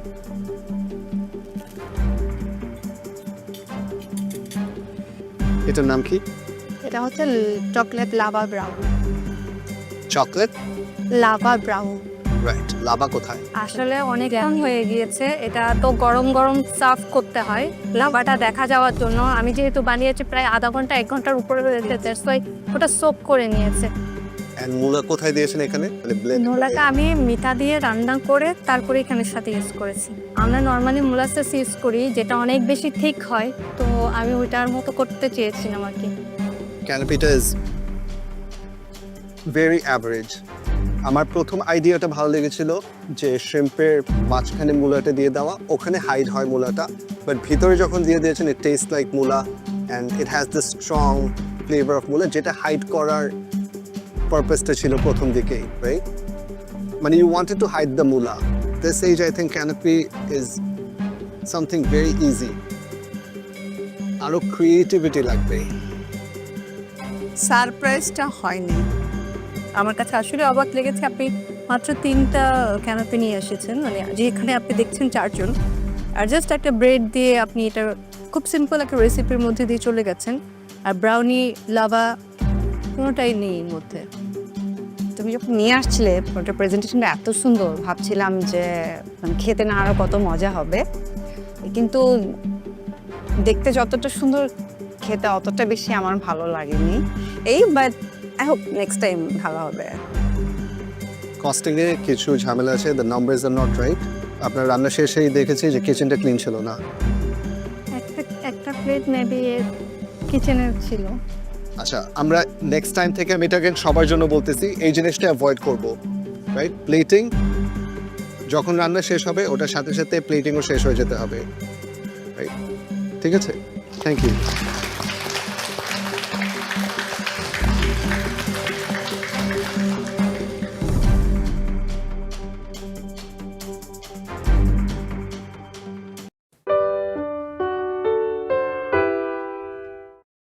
Nó cứ bán gì nó handle cái thị trường của cô ấy cay thật, nó cứ thích bán thực sự là khó đấy. Nó có nhiều mà nó handle được ngay, nó handle vậy. Anh ước gì anh có nhiều chúng nó anh handle thị trường chứng khoán mình. Có bọn có nhiều cái đấy, có nhiều cổ phiếu ngày xưa ấy, chúng nó handle được thị trường tiền của nước đấy mà. Đó, chú bán với cả mua cổ phiếu xong làm kiểu thị trường bị nói chung biến động này. Anh kinh rồi anh kinh đi xin nhớ đây. Anh không làm được à? Quỷ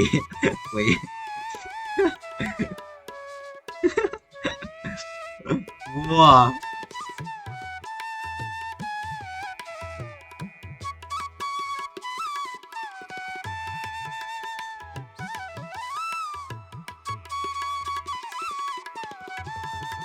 Đó.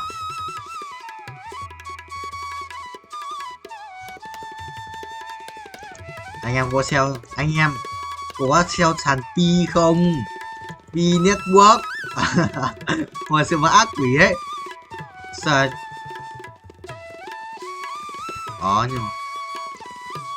Đó, nhưng mà cái Pi đây chúng nó lừa mấy ông bà già ác thật, lừa mấy ông bà già kinh thật. đùa thực sự luôn mấy bạn ạ. Em bảo sai con cương, anh Nhật con cương ở đây. Cần tiền để lên chết đấy. Ui thua trắng à? Phải qua zip tất cả, xét quán ra zip xét không? Nó run ra à?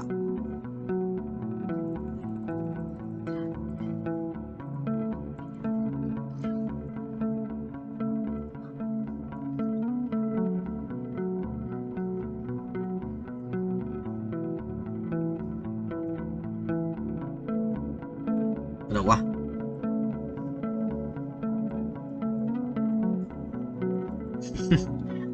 Trái đất mới à? Trái đất mới à?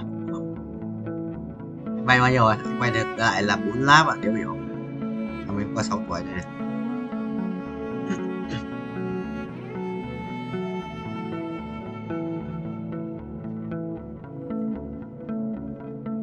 Trời ơi. À, anh bán quầy pet rồi. Anh đéo biết là hơn 1 triệu. À có một quầy pet hơn 1 triệu rồi, anh phải quay mới ra. Anh phải quay đây, pet mythic của thầy. Mythic lấy pet mythic của thầy không? Đó, Yên thấy anh của chúng ta. Không được đâu thầy ơi. Núp. Rồi quyết định.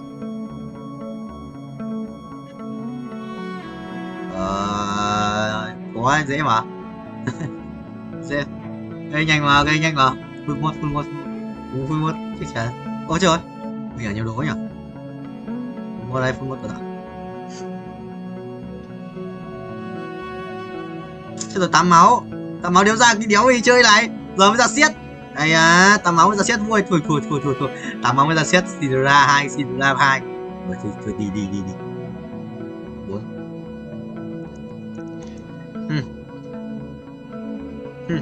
Mày đi.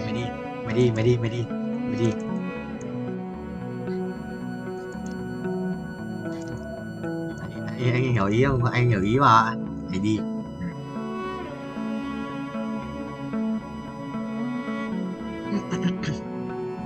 À, em Dương cày gầy mà. Dương gầy mà. Dương này Hoàng Tuấn bảo mày béo. Nó bảo nó béo là mình thích bảo nó béo không?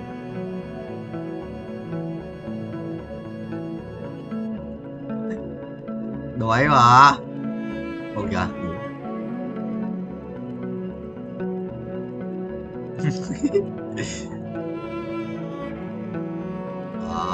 Không em ơi, muốn rồi em Dương à? Dương là gì ấy? Con em dễ Dương quanh đâu em hỏi gì cơ?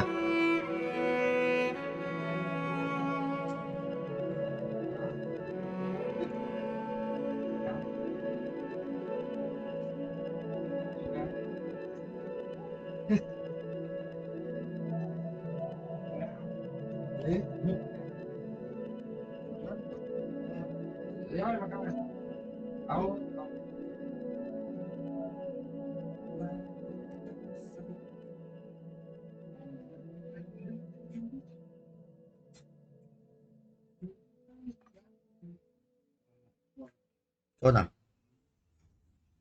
Dạ. Để làm cho con phát mình đấy. Mục đích cả. Chương mở đầu. Cái thằng Vững này thích đi xem lịch sử của Nhật Hàn Quốc không? Thằng con lợn này. Thằng Vững xem lịch sử Hàn Quốc anh em ơi. Thằng Vững xem lịch sử Hàn Quốc ấy. Con lợn này. Nó đi xem nó xem bảo tàng mấy cái văn chương lịch sử của Hàn Quốc ấy, ở trong đóng trong khung này chôn bố à mấy chôn bố lợn này chưa mắc à? Bố anh cần quay con đen gì đấy, cần quay cái con background đen gì à? Được đấy.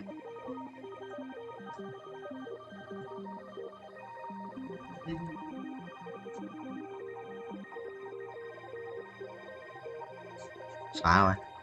Ô tất chạy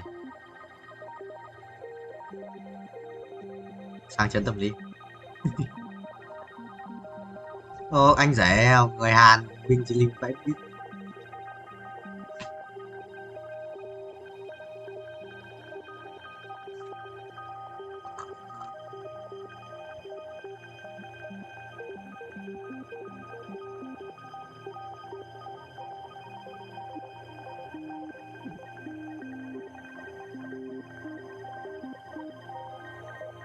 thấy đi chơi phim đợt đi do Mr. Beast à? Mr. Beast à?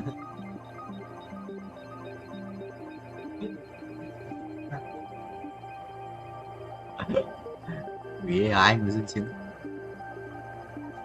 rồi hết chưa hết tiền để tiền chưa hết tiền rồi vẫn mở được chứ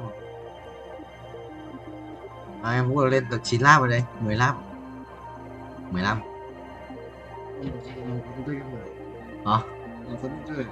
nên phải cùng cho em tháng 20 cũng anh cần nhiều và hết rồi tiếng gì nhỉ? Tôi nghe tiếng gọi Ê, từ gì? Tiếng gọi xoay vàng tao được anh em à? Thằng Dương nó đứng đây để ba anh em. Thằng Dương nó đứng đây chứ tao chưa lấy mic game bình thường ngày nào để đấy tao chỉ cho tiếng nghe này.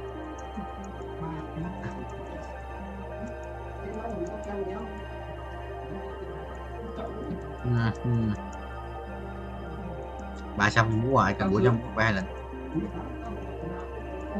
Bây giờ tí tắm bao giờ 3 giờ mà bao giờ chúng mày tắm sớm vậy? Sao? Mày đi đâu? Mày mày tắm mày yêu con nào chứ? Chết rồi. Không rồi, thầy ơi binh chứ. Thế à? Thế từ đấy. Ngủ à? Còn ngủ. Rồi như đéo đây. Đéo biết là cái gì. Còn đi học tướng à? Rồi xong, rồi cho tướng. Rồi.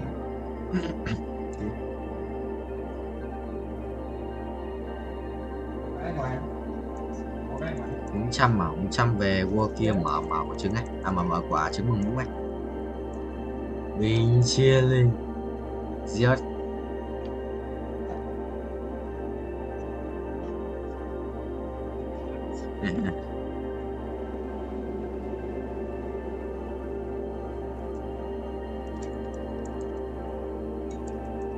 Đi đâu?